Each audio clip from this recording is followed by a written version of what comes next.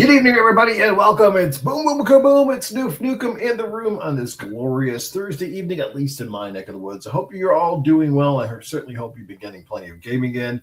And by God, what a day it has been. Gonna have some special guests joining me momentarily. Just gonna wait till they get here. But holy jumpins, man! What a couple of days it's been. What a couple of crazy days in terms of different types of news stories that have come out. And finally, despite some weird leaks and stuff that have been going around, we've got to see GTA 6, which is basically going to be the main topic of my discussion tonight. But I also want to quickly talk about the new the digital program that Xbox is launching with a soft rollout for select users and how that could be a game changer overall. Plus, I also want to talk about the Xbox Anniversary Edition console. The pre-orders went live early this morning, and apparently it's already sold out. It sold out in seconds, according to some people. I'm not getting it regardless. I can't afford it right now. This year is the worst year ever to launch it. I know it's the 25th anniversary, and it makes sense, but my God, like, it's $1,149 in Canada. Yeah, right? I see it being online right now. Some people are scalping this thing already for nearly $3,000. That's insane. Like I said, I would love to have one, man. I'm a diehard Xbox fan, no question about it. But just like, I can't justify it. And with the fact I got to buy two controllers. I got to buy Gears E-Day. I got to get GTA.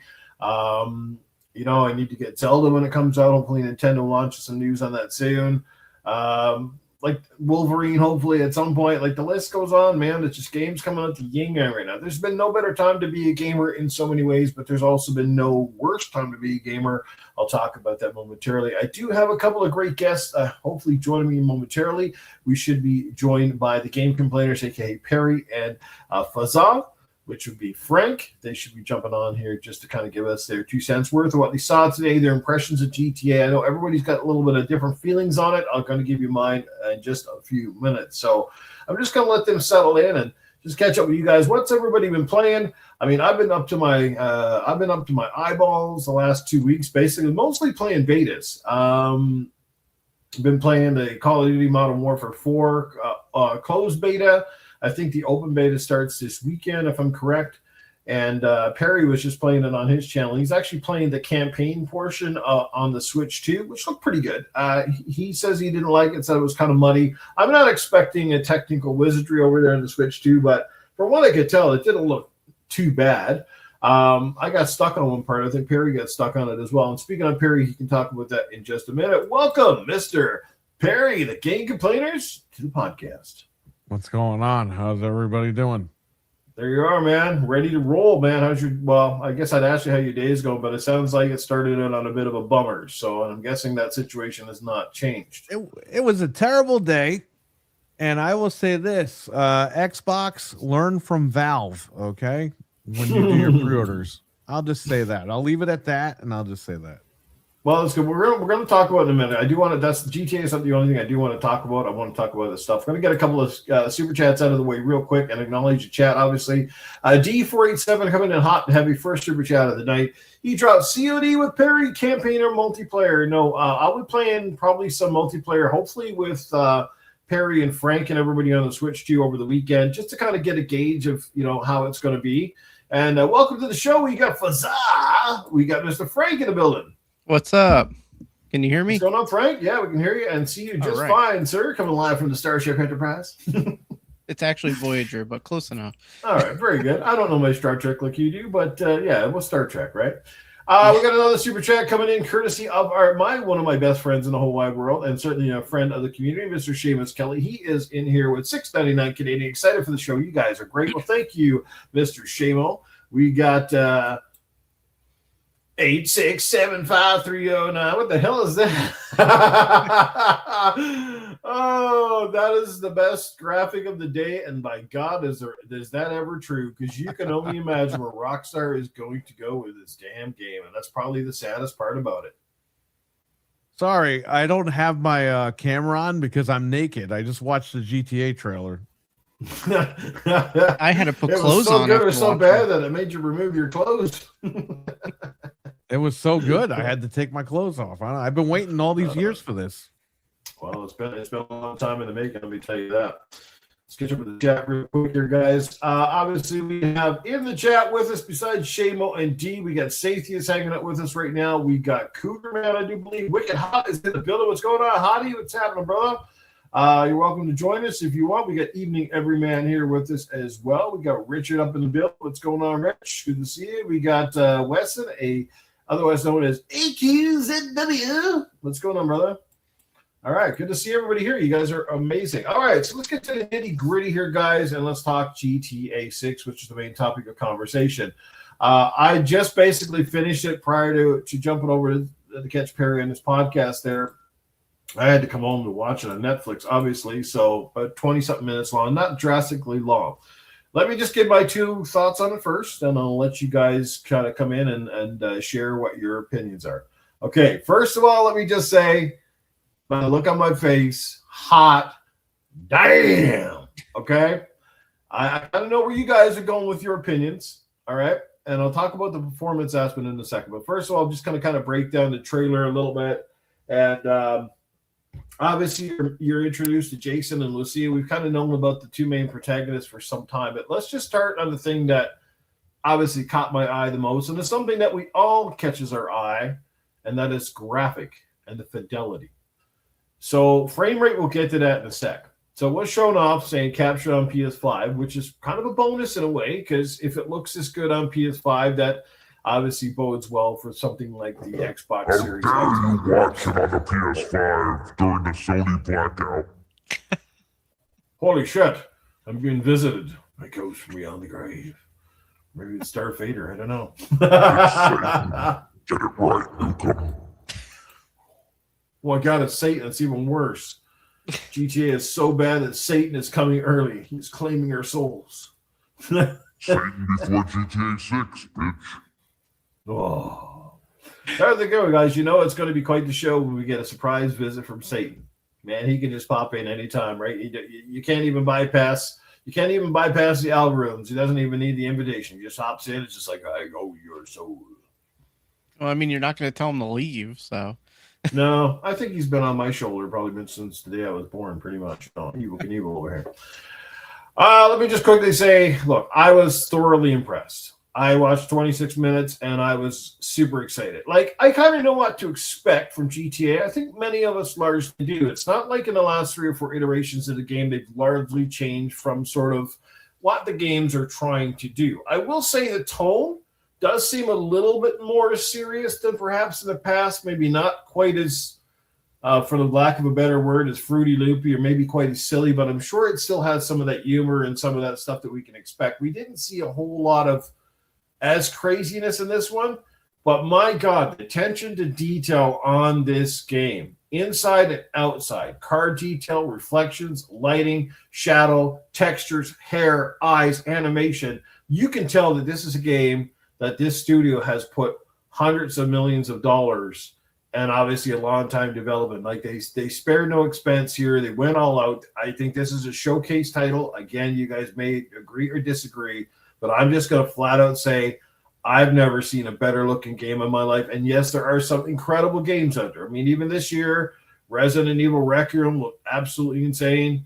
Like Perry, I think you brought up on your show, the Plague's Tale games are absolutely phenomenal. The new Plague's Tale game, that one that just launched, what is it called? With the girl, that one's looking freaking phenomenal. There have been a lot of great games. Hellblade, the Hellblade game looks absolutely insane, and a new one, for example, that if it ever comes out, is looking insane. So not like we're saying, there's no other games out there, and this is a benchmark above. But here's where, to me, it separates.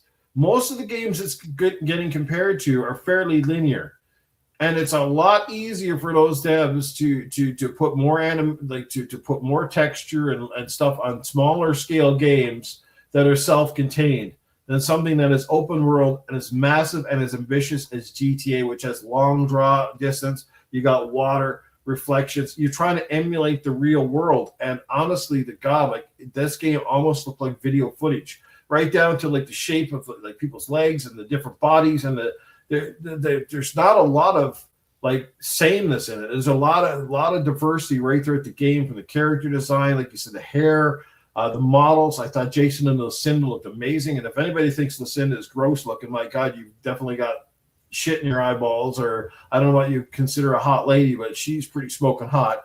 I like the character. You kind of reminded me of the Jason guy, kind of reminded me of Paul Walker a little bit somehow. I was getting a Paul Walker vibe, even like this kind of like his haircut was kind of very similar, that light beard, stuff like that. Starts out like I said, you're going through, the cops are coming out. The chase was really cool in the cop car. When you get up on the car, he takes the gun out, he's popping the tires, and the glass is smashing out, and the explosions. Holy shit, it looked insane. So all I'm just going to say from my perspective, from a visual standpoint, we don't know a lot really in the depth on the story, but I was thoroughly freaking impressed. I'm super glad I pre-ordered it. I'm super happy to be playing it. I'm probably going to be playing a shit ton of it. I could give a shit about the online stuff regardless of what they do with that, because I never did play the old one that much. I'm hoping it's going to be decent. We'll see how it goes. But anyway, that's my 2 cents kind of in a nutshell. I'll elaborate on what you guys are going to talk about, and we will talk about technical specs in a bit. As far as we know right now, it is running at 30 frames a second, at least on the base model PlayStation 5. And here's what I know about these companies. If they haven't already announced that GTA is going to run 60 on one platform or another, I'm going to tell you it's not running 60. Because that's something that a studio, when they're confident that they can achieve it, when they know they can get it at least 90% of the time, they're going to tell you about that. They're going to say, yeah, run 60, because that's a major marketing plot for them, right? And Sony would want them to tout it, because what if they got the marketing rights? Oh, it runs 60 frames on PS5 Pro? Like, that's a marketing thing. That's going to help them sell consoles. Because it's going to be locked 30 perhaps at all of the consoles, there's no real advantage one over the other. They're probably going to get a little extra content or some DLC to go in there, but that's kind of it in a nutshell. So I think it's 30. Maybe some of you can live with it. Maybe you can't. I can. But anyway, let's hear what you guys felt about what you saw from GTA 6. I'll just go really quick. That was a really good point that you made about the draw distance and the open world with the fidelity versus the other games. I didn't really think about that. That's a really good point. Yeah, I mean, I think the facial, like you said, the facial animations, the actual animations, I think were all perfect. I don't know. I just wasn't really blown away by the game from what we saw in the thing. There are some things that I did like, some things that I was like, all right, well, I'll wait till the game comes out. I don't know. The combat did still seem almost a little bit, I don't know, stereotypical, like stiff, maybe a little bit of a stiffness there. Yeah, that's which Rockstar. is par for the course of Rockstar. But I did like Yeah. the aiming reticle. It looked a little bit easier to see and aim, like say for getting headshots. And I noticed the person playing it in the thing seemed to be getting a lot more headshots. Whereas if you played the other games, it's like sometimes you can't even see that little white dots on the screen that disappears, and it's like, oh my god, right? So Right, I think it's improved to some degree, but I don't know how much. Well, I guess we'll have to wait and see. I think it'll be pretty smoothed out by the time it comes out. I could be wrong, but hey, Red Dead 2 was all right, as far as being a little bit different from Red Dead 1 with the controls. So I think they improved on that a little bit. So I think that this game will be the same. I think they'll improve on the controls. It'll feel a little bit smoother, a little modern, and I'm not worried about the controls that much. But so Metropolis, Red Dead Redemption. I mean, even if you're talking about graphics and comparing it, I mean, Red Dead Redemption 2, which came out obviously several years ago, is an absolute phenomenal game. But again, comparing like stuff that you got like hundreds of people walking around in the area, not like one or two, not static NPCs. Like this is the thing that people got to realize is there's a lot, and I mean a lot of massive compute power happening under the hood while the graphics still run like that. Yep, exactly. This is, like I said, you can't compare this to a linear game. It's super easy. That's like a fighting game. Like fighting games, two dudes on a screen and one. Yeah, fighting games should always look amazing, right? But you take a game at this size and this scale and render it that well to make it photorealistic, because at times this game really does look photorealistic. I personally, no, I'm going to hands down say I've never seen anything this good looking. I mean, Gears of War E-Day is an incredible looking game, right? And to me, like if it goes up in the graphics category, that's a hard thing to judge, because Gears of War has its own art style. Now, as a Gears of War game and as a great looking game, I give it a 10 out of 10. Like Gears of War has never looked better, and it's always looked good. That's the crazy part. But Gears of War E-Day is the best the franchise has ever been. And if you look at that game has a shit ton of stuff going on too. Explosions, different types of enemies. And it's hard to compare one to the other, but also like when you're emulating realism in a video game, that's the hardest thing to do because people are going to compare your graphics to real world things. And this is why GTA, in my opinion, gets the benchmark of a 10 out of 10 because they have created a world that now literally looks and feels like the real damn thing. I can't see how they could go a whole lot better. Like, to me, this was almost, like I said, photorealism. I bet you if an average person who didn't know this was a game walked in your house and you were playing this shit, they'd think it was a movie.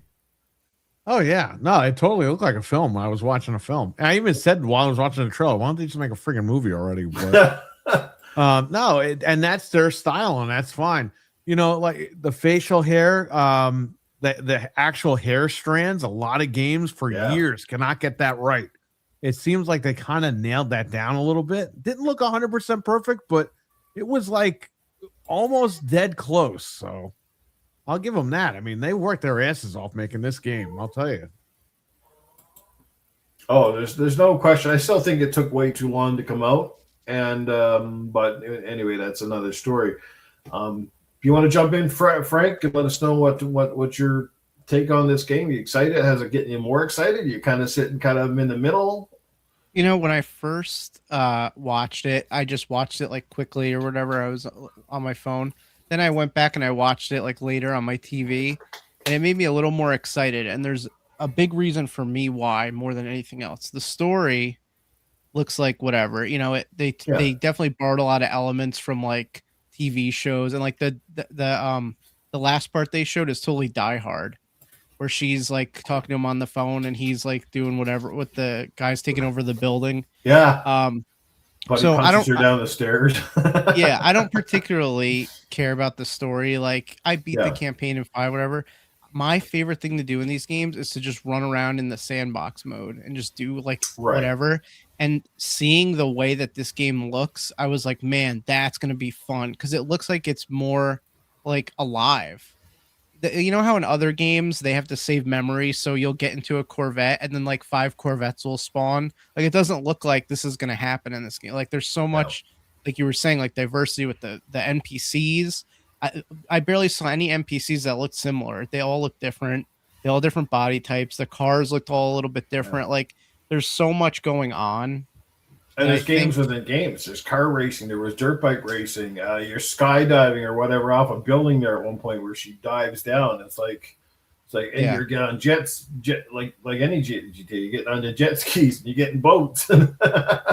I just want to like drive around and like mess around and stuff. Like, that's what I like doing in these games. And yeah, I'll probably do the story, but I think it's going to be a totally different experience with that and just discovering all the stuff. Like, the map looks huge in this one. And it just looks good. I mean, the graphics are great. You know, like I said, when I watched it on the TV, I felt a little bit better about it. So I'm definitely more excited now than I was before. So. Yeah, and something I don't know, I heard somebody talking about one of the things that they were doing with this game was making it more entrenched in realism. Like, basically, if you took, say, a fast car and you were trying to run the cops and you got into the mud, the car would act completely different than, say, if you had an all-terrain vehicle. So they're saying like they're thinking about more like real-world physics and stuff. So you don't really just want to go around and be like crashing your car and everything as you're escaping stuff because the car won't last very long. So you have to think really about like kind of stuff that you hijack when you're doing different types of missions. Well, in GTA 5, you just get in a car and you're flying up hills and off, and like nothing stops you. Like, it seems like they want to make this the ultimate life simulator, which is fine. I mean, it's great. Yeah, as long as Rockstar doesn't get any stupid ideas and start charging us real world money for in-game fake money. Right? Oh, you better expect that, buddy. Everybody's like, oh. I'm shocked they don't charge you for gas when they run out of gas. There was a rumor going around for a while that they would charge you real money to buy like in-game credits to like basically buy cash or in the game. And like, if they friggin' do that, man, I mean, I guess to some degree they kind of been doing it last generation with shark cards because you buy all these credits for shit and buy stuff too. So I suppose technically they've already been doing it, but what if you have to get I a don't know. job in the online? You have to come home from work and then log in and go to work so you can get money. Right? Could you Wouldn't that imagine be something you literally got to come That'd be home and crazy. go to work in the game to afford them? Like, oh my god. Yeah, I got to pay my rent in the game, so I got to go to my job Oh, in the game. man. Yeah, it'll be interesting. I mean, I'm sure the coming months we'll see a little bit more in depth on this game.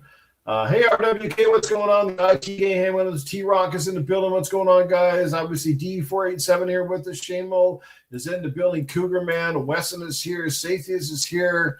Man, oh man, a lot of great people. Wicked Hot's here. The list goes on, guys. Awesome stuff.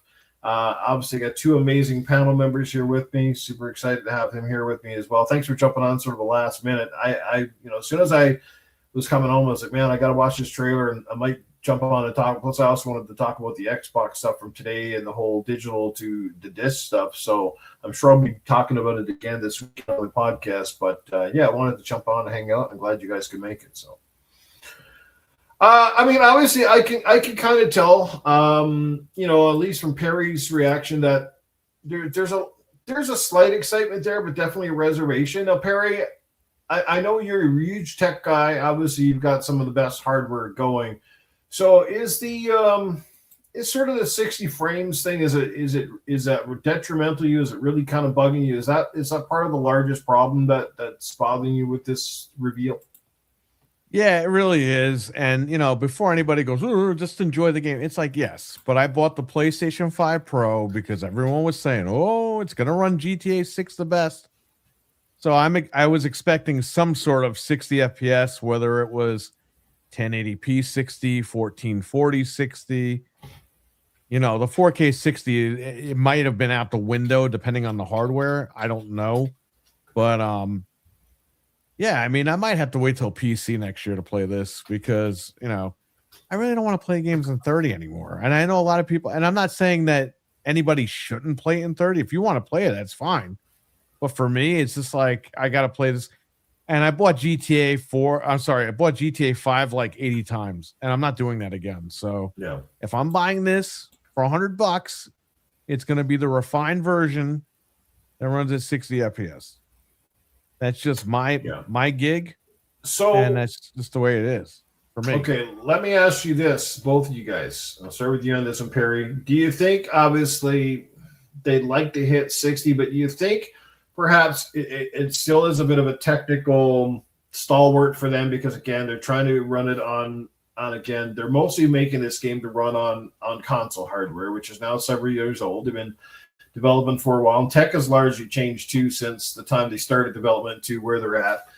And do you also think that perhaps, we know what Rockstar is like right now. We know they love to milk the cow. We saw what they did with GTA 5. They made it several times, different versions, different remasters that did get resolution jumps and frame rate improvements and the whole thing. So would you put it past them that the 60 frames is capable potentially, but they're kind of keeping it back? Largely so they can probably resell us this game in a couple of years, or especially when the next gen hardware comes out. Oh, here's the definitive edition. I wouldn't put it past them. Look at Red Dead 2, for example. Right, they never put a patch out for that for PS5. They could easily put a patch out, and that game can run at 60 FPS, no problem. But they have not done that because they want to repackage that game and resell it to us again. That's what Rockstar does. That's what I expect from them, and that's just the way that it is. Yeah, the PC version is going to run at 60, and I'm sure that's going to be the reason for a lot of console guys to double dip and buy the PC version next year, all right, or whenever that comes out, a year, 2 years from now, whatever it is. But yeah, you have the new consoles coming out. I'm sure there's going to be an enhanced version, and that's how much is that going to cost? Is that going to be a free upgrade? Is it going to be a $50 upgrade? Are you going to have to rebuy it for another $100? Like, what is the deal? We don't know. And I don't want to get, if this game was like $50, all right, I could try to double dip on that, but it's $100. It's like, I don't want to keep spending $100 every time they re-release it. So 100. I paid, like I said, I got the ultimate edition because I didn't want to lose out on content. So Splurge got the ultimate, and that was 100, I think, $20-something Canadian. Like expensive wow. damn game, expensive damn game. But Yeah, then again, exactly. Mario Kart World is like 100 and something Canadian too. So when you put things in perspective, GTA and Rockstar aren't the only ones taking people to the cleaners. So, Oh yeah. hey, They we all have are. a guest, the Rockstar herself, Pink Pickles. Hey, What's up, girl? What's happening? I just finished watching the trailer. Came Okay, downstairs, turned the computer on. I'm going to ask Frank a real quick question, then I'm going to get your opinion on that trailer. So, Frank, same thing. Do you think they're largely holding this cap to basically the 60 frames? Is possibly there, but they're just going to try to double dip us again. Like I think, look. If any company's doing things well right now, it's CD Projekt Red. They've learned some huge lessons about things. I don't know if you guys saw, but the new version of The Witcher 3 remastered. Yeah. People are getting the free upgrade to that. Now, to me, that's how you do fan service. That's amazing. Small developer, still treating fans the way it should be, not costing you an arm and a leg to do it. But would you buy GTA again? Are you going to buy it once and then hope for the best? Because I personally think even if you do come up with a 60 frames mode, it should be an update. At the cost that they're charging us, it should be an update. But I fear with GTA, they're going to go the opposite route, and they're going to just make another copy of the game. Hell, I wouldn't even be surprised if they don't put this on disc, but they'll do it as a definitive edition, probably likely for at the end of this gen, or probably in a year's or two time when the sales start to stagnate a little bit. What do you think is going to happen here? Would you buy it twice? Are you willing to pony up? And are you even buying this at all? There's a couple of things. I don't put it past them to resell it to us at like full price because they know they could do it and they're crazy about this monetization thing. I do find it odd that they showed only the base PS5. I know that's the largest install base. So I'm not holding my breath for any kind of performance mode, but it's a possibility, and maybe it just looks really bad. Okay. Maybe they had to lower the resolution all the way down, and they don't want to show that before the That's game a good comes point. out. I'm glad you bring it up. And there's tell me why you think they chose the PS5 and not the Pro, which would be their high-end platform. You think it's because people are expecting it to run 60 on the Pro and they're not hitting it, so they said, let's just go with the largest install base, and then nobody will kind of complain about it as much? Well, if they showed it on the Pro, all the people that have a base PS5 are going to be dumb and think, oh, that's what it's going to look like. And then they're going to get the game and it's not going to run like that. That was my thought. But, this could go any way. And the whole thing is it's digital only. So I'm not even worried about, like, I'll wait till the day before when they announce the tech specs. And then if they say, hey, it's going to come out at this frame rate or whatever, and I'm happy with that, then I'll grab it. I'm not like, it's not like it's going to sell out. So I think that there's some reason that they showed it. Like I said, I figured it's just because the PS5 has the biggest install base. So they figured, well, let's show it to people how it's going to look so people don't get pissed. But I don't know. I mean, like I said, I'm not holding my breath for a performance mode. If it's there, whatever. It might not look too good. It might look fine. I don't know. I'm still on the fence about it, but like I said, I'm not too worried because there's no physical. Actually, if there was a physical copy, I would be more keen to buy it because I could just trade it in. I could try it out for a little bit and trade it in or sell it or whatever, but there's not. Right. So I'm just going to wait till we get closer. They're saying there's rumors that there's going to be more of these Netflix things. They're going to show us more. I don't know. I guarantee it. Yeah. I'm not going to sit here and speculate and say it will or will not happen. More than likely, yeah, it's going to be locked at 30, but it's still a possibility. And let's just see what they do. I mean, I'm not going to pre-order it now. There's no point. It's digital. Right. So do you think perhaps in some sense it's probably a good thing that they went digital for the launch, simply because that would basically take this game out of scalpers' hands? It would basically make it, pointless for them. Because if they made a physical copy, I could literally see scalpers going in and buying like 40 copies, and everybody will beg for it for Christmas, and they'll be paying $200 and $300 per copy of this damn game. You think that's part of the reason? No. Or do you think it's just more like they're bullshit? They're just like, yeah, we just, nobody can sell it now, nobody can trade it. Yeah, they don't want you to buy it used. They don't want you to give it to your friend. They want you to buy a full copy, and It's just the way that they don't care about scalpers. No one's going to scalp. They would just print more discs. It wouldn't be a big deal, but that they just want to control it and have you buy it at full price. So it's never going to go on sale. Not anytime soon. I mean, eventually, yeah, it will. But I'm saying like in the first few months, it's not going to go on sale. Yeah, don't count on your $30, $40 copies in about a year's time where it's sitting on the shelf in some Walmart somewhere, right? Yeah, because there's no that's their whole problem with physical is that they can just charge whatever they want for as long as they want, and if you want it, you got to pay the money. That's it. Great points, brother. Great points. Piggles, all right, you had a chance to check it out. I mean, I don't know. I've never really talked to you on this topic before, but like, where was your, I guess, coming out of the previous GTA games? How versed are you with this whole franchise? And does this one get you excited at all?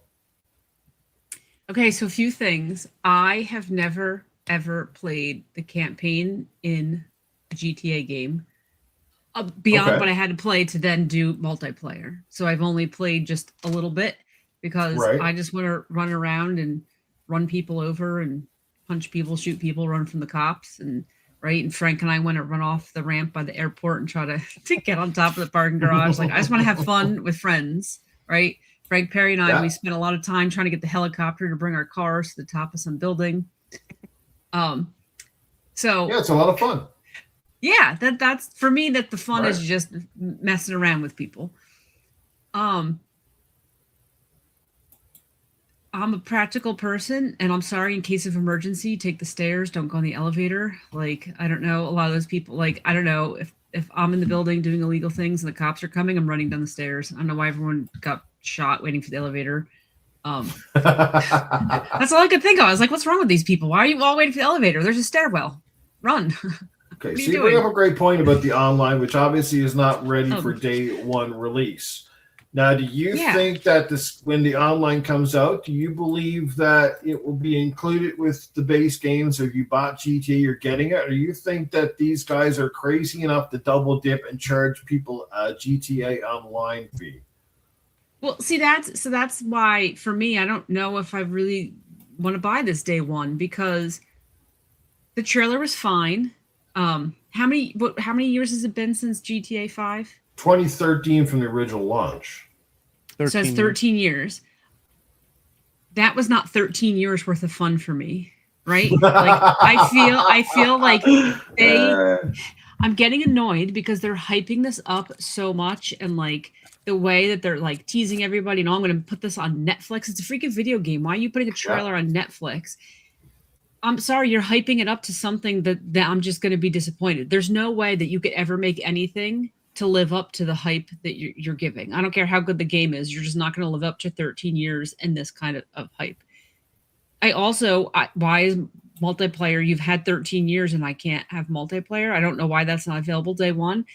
So I don't know, because I do think that they would try to double dip and they would charge for online. Or even if they don't charge for online, find a way to make it that you have to keep paying money. So I kind of want to wait and see what happens, because for me, it's not worth $100 to play the campaign. It would be worth $100 if I could go online with people, because then I could try the campaign, I could go online, I could have fun. But I'm not going to buy a game for that much money and then have to pay for online. Yeah. See, and that's weird. Real Nate said multiplayer has never been available day one ever, and that's weird to me. I don't understand. No, and that's fine. Like, I don't care that, to me, because I've always purchased GTA for the campaigns. I've never cared that online wasn't there. Like, when it came out, it was good, and it eventually got better over time to what it is today, which is obviously phenomenal. It's largely carried this franchise for the 13 years, because people haven't been paying the campaign for 13 years. Like, people love the multiplayer. And it's been phenomenally successful, which is probably the reason why they haven't felt a rush to put GTA 6 out. They've milked the cow for all it was worth. Like, for me personally, but here's the thing. I like the online. I want to play it, but I won't like it enough that if they charge me a subscription fee or any bullshit, I'm out. I am not playing it, period. Like, I paid enough for the game. If they can't include it as part of the game, here's a download. Now you can play. Because with the original GTA 5, they didn't. They didn't charge you extra to play the online. They just added it to the game when it came out.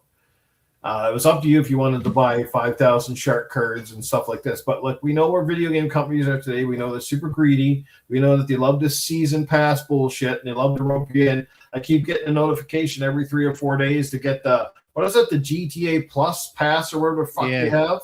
I keep getting it from Microsoft because when I purchased the Ultimate Edition, it comes with like a free month of the GTA Plus bullshit. And I'm like, I don't want it because I'm not going to use it. If anybody wants my code for it, you're welcome to it. Knock yourself out. But I'm not buying it. And I don't know if you guys will. A lot of people will. That's the thing. A lot of people will still buy this game at full price, and they will still pay the fee for the online. And to each without a doubt, they will spend your money. But I think it sends the wrong message to these devs. And GTA 6, if GTA 5 is milk the cow, let me tell you, this thing is going to milk the cow, anal probe it, stick it in the spaceship, and take your ass up to Mars somewhere, okay? Like, that's how bad it's going to get. And I already don't like the fact that they've avoided the physical. I'm not digging the fact they're not 60 frames a second, which, at this point, they should have really tried to get it there. Maybe it will, but like I said, I wouldn't be wholeheartedly surprised that they can get it there. There might be some stability issues right now because of the current hardware they're trying to target, but guaranteed, don't worry. When the next generation of consoles hits, they'll be like, oh, this game is now 60 frames. Because guess what? The people who avoided it now are going to just buy it later. But you're basically going to get the same game, just runs faster. But see, that's what I hate just about gaming today is that we have to pay a premium for you while you develop your product, right? When you bought Mario Brothers, you had a cartridge and you put it in the Nintendo and you played the game, and that was that. Like, the game was finished. It was ready to play. If there was a problem with it, there was a problem with it. Now, you buy games, I have to pay full price for a game that's not finished yet. And that's crap. And they're not the only people doing it. The other people have done it. But, like, it's ridiculous. If I'm not even paying full price, I'm paying a premium for a game, you shouldn't expect me to wait to have full functionality of the game. And if I'm paying a premium for a game, I sure should better not get charged again to access those features. Like, it's just, it's more than them, but I think that they're milking it because they know that people are excited and they're a franchise that can get it. Because if other franchises tried the same thing, people wouldn't do it. People aren't paying $100 for every game.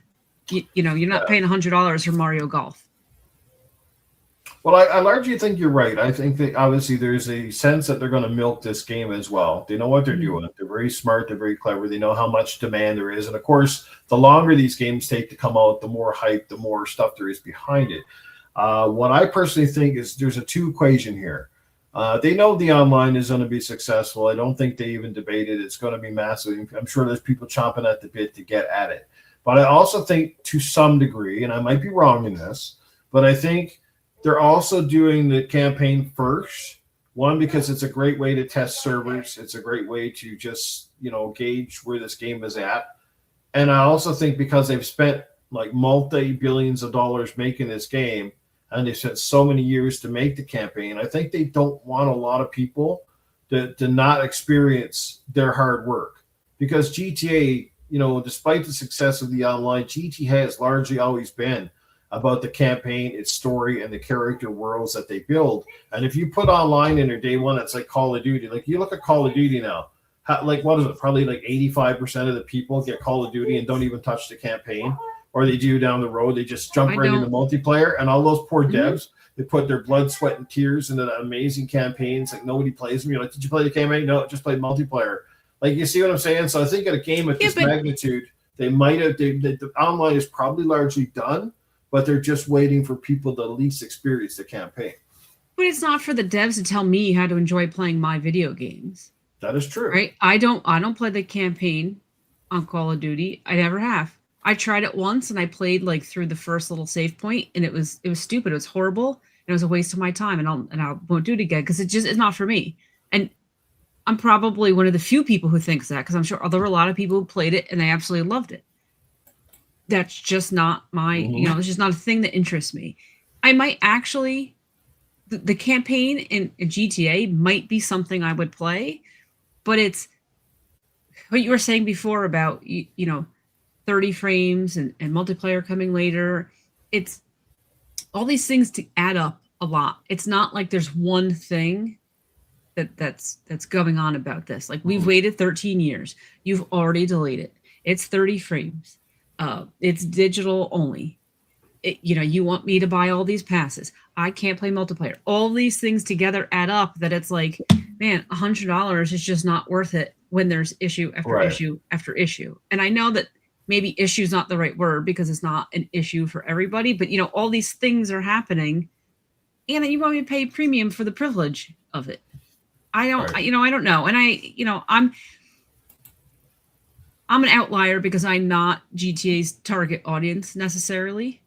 But I feel like I'm the person that you should easily be able to get in with this game because I'm right on the cusp of being a GTA fan. I'm right on the cusp. I am somebody who plays.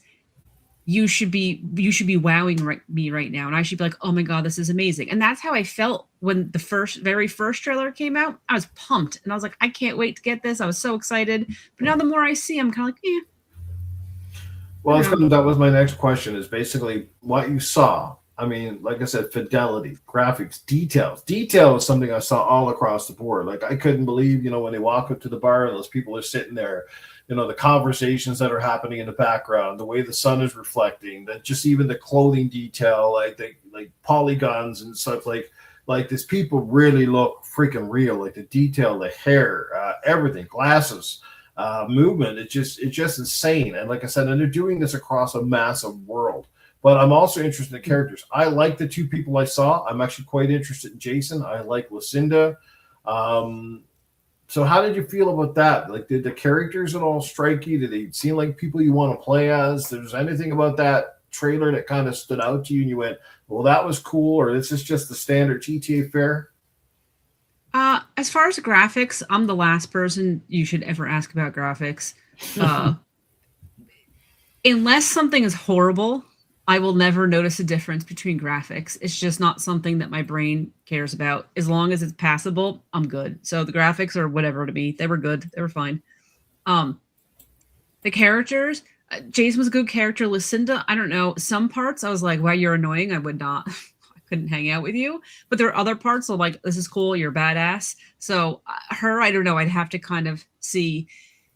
I was a little bit confused about the trailer because I was watching, right? Like it kind of went in order that something was happening, but then they just randomly show other scenes. I'm like, how does this fit in? What is going on? I felt like I was almost missing part of the story. And I don't know if that's typical for GTA or not. So I don't know. I thought there would be a lot more boats because we're in Miami. Yeah, I think they were just trying to show a lot of different variety. Even like one part where they're showing like the theft and they keep changing their clothes, their bandanas, just to kind of show you that you can customize and look at your characters throughout the game and stuff like that. And it's cool, like you went to the fridge and he takes out the beer. You could actually choose what you eat. And I don't know if it's true, but somebody said that the GTA weight system is back from San Andreas, where like if you eat too much crap, you're gonna gain weight, and if you like don't eat enough, that's funny. So skinny. It could be true. I don't know. I can't confirm that. If anyone in the chat knows about that, but they did it in San Andreas, and it was hilarious because you'd go to the burger shops and you'd make the dude all fat, and then you go into the gym and start pumping weights, and then you get all muscular and stuff. And it was hilarious. So yeah, the car models look good. One thing I was disappointed in was that the car models. I was told a couple of years ago that one of the things they were working on was securing actual like real world car licenses for the cars, but that doesn't seem to be the case because if you look at the logos, they're not like Fords or Chevs or Lamborghinis. It's just generics again. But I mean, that sticks with the trend. The cool thing with that is they can make them look as real as possible, but just change just a couple little details to avoid like infringement, and then like you destroy the shit out of them. Nobody cares, right? I am a big fan. You talked about the customization of your characters. I'm a huge fan of being able to customize characters. And I think it was on a show with you one time, and we were talking about like how you pick your characters. And, I was the only woman, and you asked, like, do I always pick the woman character? And I don't. Whether I pick or male or female really has like, it's up in the air. It's a lot. Like it could just be like, this guy looks ridiculous, or I like this person. I can have like a funny hairstyle. Like when I play Call of Duty a lot, I always pick the characters that have like, something that's covering their face. That's just kind of what I go to. So it's really, I don't know. I love to be able to come up with ridiculous looks. And the first time we played GTA 5, we parried Frank. We spent the first like hour going and buying like pug masks for ourselves and stuff. Like that's what we did, is spend a ridiculous amount of time just buying masks to mess around. So I'm definitely down for that. Let me customize everybody. It's gonna be on real levels of customization for sure. Yeah. And so Perry mentioned, I didn't hear this, but I heard him mention it earlier, that people were streamers were watching the trailer and they got confused because there was an Arby's ad in the middle. Okay, so I got the Arby's ad and I was also confused because it's when the guy, after he goes and gets his beer from the fridge and he sits on the couch and he watches TV, like a commercial's on TV. Oh yeah. And then all of a sudden you see like cartoon animals. So I totally thought it was I thought it was something he was watching on TV. I didn't realize it was an ad until we went back to the game. I was like, oh my God, that's exactly what he was talking about. So I thought that was actually kind of funny. It made me laugh. Mm-hmm. Yeah, like that was good placement on where it was. It was like, what is this? Why is it like the art style's different? But still, I was like, okay, this is kind of weird, but okay, I'll go with it. Gotcha. So let me ask you this. We'll start with Perry. You mentioned in the chat. Perry, you still with us? Yeah. You guys think they're going to literally charge extra for GT Online, or are they just going to stick with the microtransaction method? I have a feeling that's why they're not launching with online, because you're going to buy it for $100 digital. You're going to play the campaign. You're going to love it. And they're going to like, oh, yeah, well, you know what? Since you have a digital, we have a subscription service for the online. This way you're kind of stuck. And you're going to do like a Fortnite method, basically. Right. And you can't sell the disc because you have no disc. You're stuck with the game. So are you going to not use it after you paid $100, or are you going to pay the subscription and try the online out? They kind of got you by the balls there. I don't know if they're going to do that, but that's what I'm worried about. So I'm very skeptical, but let me know in the chat, everybody here. Anybody in the chat, would you pay for the online if they charge extra for it? I'm not talking about microtransactions. That's up to you. Want to buy all the shark cards in the world. But if they charge you a seasonal pass fee to play it online, are you actually going to do it? I can tell you right now, big fat no on this point. I will just play something else and they can suck my big fat donkey derriere. No, these guys are scamming us enough as it is, and they can get a big fit middle finger from me. So hell no, says Cougar Man. So that's where I'm at. Hell no, stuff it up your ass. You're not going to rip me off the whole way. So I'm not paying for it. It guys is the same thing. You guys on the panel, yes or no? As fun as it is, would you pay for it? I mean, I just love throwing money away. So sure, no, of course not. Are you insane? I'm not paying for that. I paid $100. Guy who likes to throw the money away. The bald bastard in hell. The one, the only, the mag. Good day to you, everybody. Jesus, you've been spending some time in the sun. You got some tan going on there. Oh yeah, no, dude, I've been. I was on vacation for a bit, and then I was at the Canadian National Exhibition. That's the CNE. It's the biggest fair in all of North America, and I was there for 2 days. One day with the boys, and then yesterday with the family. So I've been out in the sun the whole time. So yes, I'm looking very orange, but I just came off. Let me tell you guys, I came off of a 4-hour podcast with Mooch just now. Jeez. And I did 3 hours earlier streaming today doing the GTA 6 thing. So I've been streaming for 7 hours today. Holy so, fuck. Man, it's got I think I earned over there right now. Yeah, dude, I earned a beer, man. So I'm cracking a beer right now because I'm like, stopping on, Meg. What's that, brother? I said thanks for stopping on. By the way, oh yeah. I just got your message. To go to Niagara Falls. This young lady up in the top corner and the dude down in the corner with the egghead there. They're planning on joining us there. Get the we went to the DMV Tuesday. On Tuesday, we went to the DMV to get enhanced licenses. I have a passport. Perry does not. So we had to go get the licenses to leave the country. So it's in the works. Go. I'm calling the FBI and get you guys arrested anyway. You think they don't even know about us? Come on. Oh, they definitely know about me. I'm on the top 10 wanted list every country I go to into. By the way, Newf, did you notice this? This is speaking of Niagara Falls. So the last time we were there, Newf bought me this. You see this, the on-air sign? And it's now part of it's a proud part of my show now. So the on-air sign. I love it. He bought that for me. The background's always good. You got those wicked arcade cabinets, man. It's fabulous. Oh yeah, I usually have the. Well, I mean, I could turn them on just for fun, but I didn't do that tonight. But anyways, yeah. I didn't want to interrupt. Electricity's expensive, man. Yeah, I know. Dude, with the electricity that's going through this room to do these shows, when I do my shows, like between my PC, I've got 5 consoles down here. I got the camera, audio interface, studio lighting, and 4 monitors. I could literally power the Philippines for like an entire month after doing one podcast with the amount of electricity that pumps through this room. It is insane. Oh, and the lighting over here, because I got all neon. Well, you can't see them, but all neon lights that I bought, like vintage arcade signs and stuff like that. They're all up there. And I've got all these neon lights and stuff all around everywhere. It's pretty wild. And, you need your own power grid just for your house. Oh no, it's no, just for this room. Yeah. Just this room. I'm surprised like the whole place doesn't black out. Never mind a PlayStation blackout. I could black out the whole neighborhood just with turning everything on. But hey man, it's my arcade and studio, and I built it directly after my home arcade. It was called Wizard's Castle, where I grew up, and it was all blue motif with the games, and I bought all the cabinets that I used to play in that arcade because I'm trying to recreate my childhood. I still got one left to go. Centipede. Here, Frank, you can read the super chat just came in. We got it coming in from our good brother D. Hey D, what's up, D? He doesn't come to my shows anymore. He says, not this guy. Who let him in here? Security. We have a code mag in the stream. Yeah. D, you don't come to my shows anymore. The guy used to come to my shows. He used to drop super chats here and there, and then he just disappeared. And I saw him tonight in Crossfire, funny enough. So yeah, Newf, I got your message. Probably now. Broken him on the super chats he pops. Yeah. Well, I mean, I got your message just now because I literally just finished the show, and I'm like, oh shoot, I missed it. And I'm like, let me just see if they're still on. And oh, here you guys are. Anyways, carry on. Ignore me. He's joking, by the way.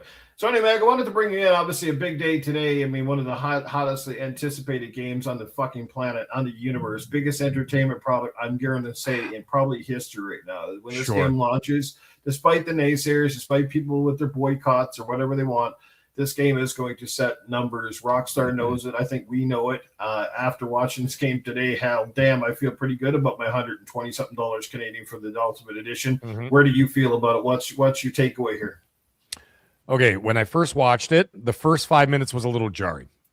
And the reason why is I just came off of playing. I got the Platinum Trophy. I was playing on a PS5 Pro. And I was playing the Platinum. I got the Platinum Trophy on Assassin's Creed Black Flag.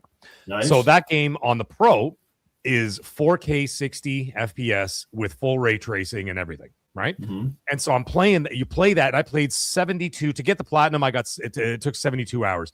And so I'm doing that. Chef Troubles, she's working on that Platinum right now as well. And anyhow, so we're doing all that.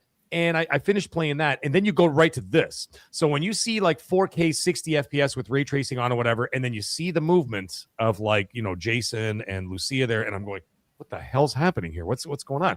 And it looked a little funny. And I'm like, oh, it's 30 FPS. There you go. And I'm like, I noticed that difference because it was so jarring at first. However, after about 5 minutes or so, my eyes kind of readjusted to it. And I'm like, all right, this looks good. I'm enjoying it. It looks fantastic. I mean, the vistas, the views, the city, everything was great. My problem is not actually with that. I think all that was like a top notch, production value, the voice work. However, we'll get into the voice thing in just a second. My main issue was, I think that from an artistic point of view, they started soft. I mean, I understand what they were going for, but so the thing is, when you're trying to sell the sizzle, I think they should have started it with like a trailer 3 kind of vibe. You know what I mean? Like a sizzle reel, have some like bombastic stuff happening at the beginning, get it all set up, big bang, big splash, says GTA 6, and then go into them walking into the apartment. Like the apartment complex with the drug dealers and the chicks with the thongs, like doing the cocaine stuff and whatever, right? And so, like, I think they should have started it with a bang and then sort of say, and now we join Jason and Lucia as they're going into the drug deal for by the way, the guy's name is Boobies. I could not stop laughing. And you're like how funny was that? And I actually said something in the stream that only one person, by the way, I'd just like to shout out, it's going to sound like, patting myself on the back, but I had 2,000 people watching my show today. Woo! And Yeah, it was awesome. So, but the thing is, I said the joke, and only one person in the chat caught me saying it because I kind of said it like this. And Lucia says, "Y'all trying to fuck boobies?" And I'm like, "Yeah, I've done that a few times." And one person out of like 2,000 people heard it, and they were like, "Dude, did you just say that?" I'm like, "Thank you." I'm like, I should gift him a member just for that. Anyways. The audiences are getting younger, Mooch. It goes over their head now. Yeah. So, anyways, I thought to myself, start off with a 2-minute trailer, sizzle reel, make it big, make it crazy, whatever, and then dive right into. And now we join Jason and Lucia as they go to meet boobies or whatever, and Richard or whatever the guy's name is at the drug deal thing, and then get into that. But when they started in like that, it started soft, and I was just like, shit, this is not good. I'm like, I'm bored. Like, you know what I mean? And it's like they needed to do all that. And come on, man, with the felching Deadpool. Stop it. Over. Most disgusting thing ever.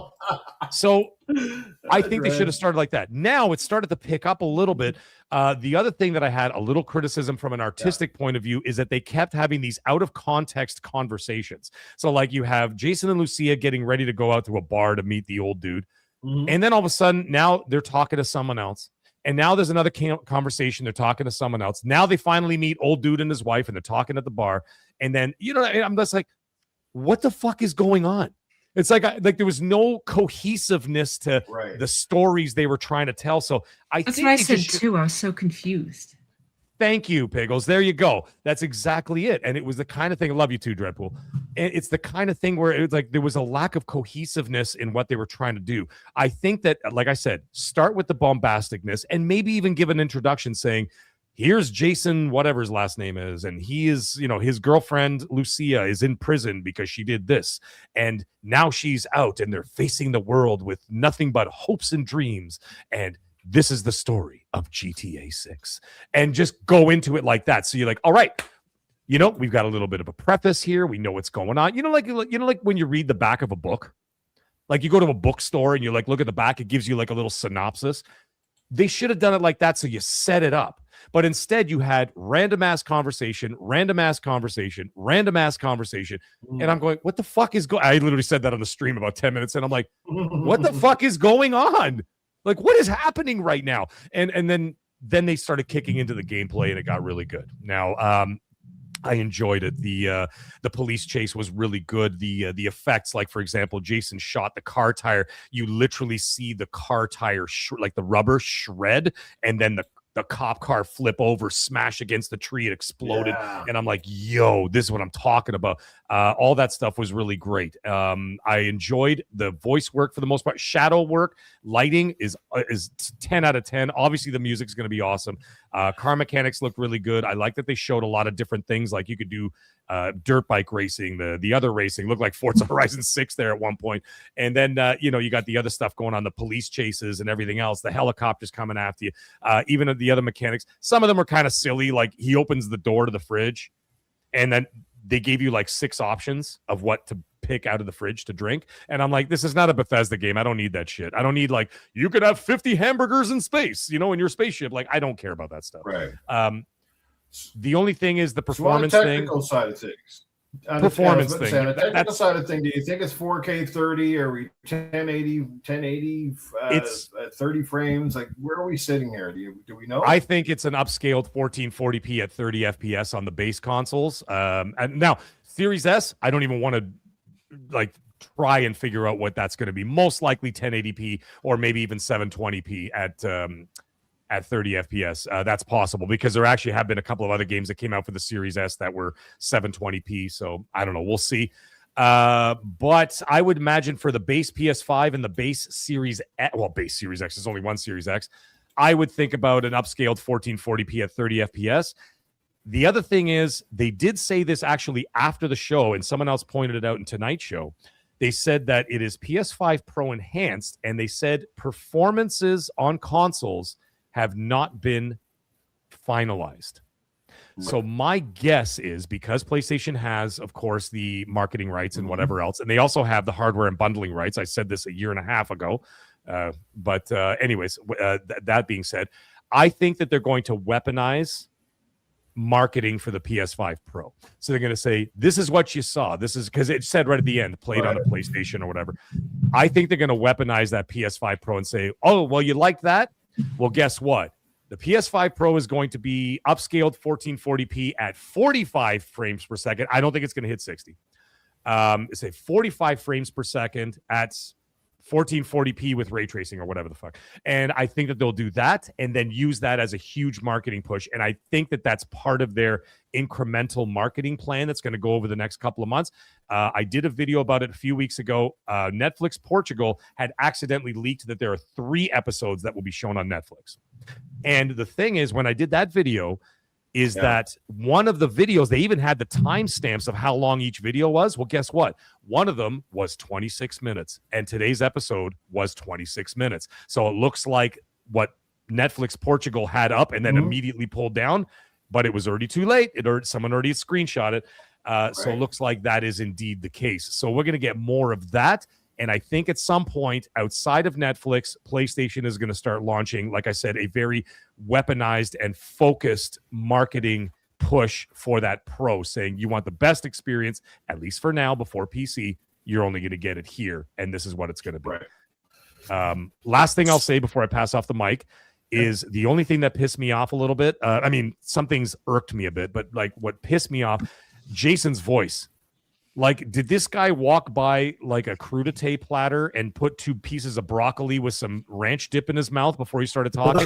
like he went to like a Willy Wonka's and had an everlasting gobstopper in the side of his mouth because they're like, Jason, what do you think about this? He's like, oh shit, I have to talk now. And all of a sudden I'm like, is this Pearl Jam? You know what I mean? It's just like all of a sudden it's Eddie Vedder. Like every time the guy, I couldn't understand half the shit he was saying. They're like, Jason, we got to go over here. And all of a sudden he's like, I was kind of digging that he has a Paul Walker vibe to him a little bit without the voice, mind you. I can understand Paul Walker. I couldn't understand this guy. And I like the girl. Lucinda was awesome. I loved her look. Lucia was great. She had a great. She was sexy as hell, but she had a little bit of a, that typical Latina sass. You know what I mean? I thought it was great. Yeah. She was. I noticed that all the other voice actors outside of Jason, I'm sure it's not everything that we're seeing with him. Like, there's obviously going to be like dozens of hours of dialogue, right, throughout the game and stuff. But that was the only voice that I was a little iffy on because it was just like, Jesus Christ, dude, whatever you're eating, finish eating before you talk. But that was it. But like the rest of them are great. Even the old man at the bar and stuff, like very natural acting. Everything was mocapped, by the way. Even guys, I don't know if you guys know this. Fun fact. You know the beginning in the thing where you went to go see boobies? The dog was even motion captured.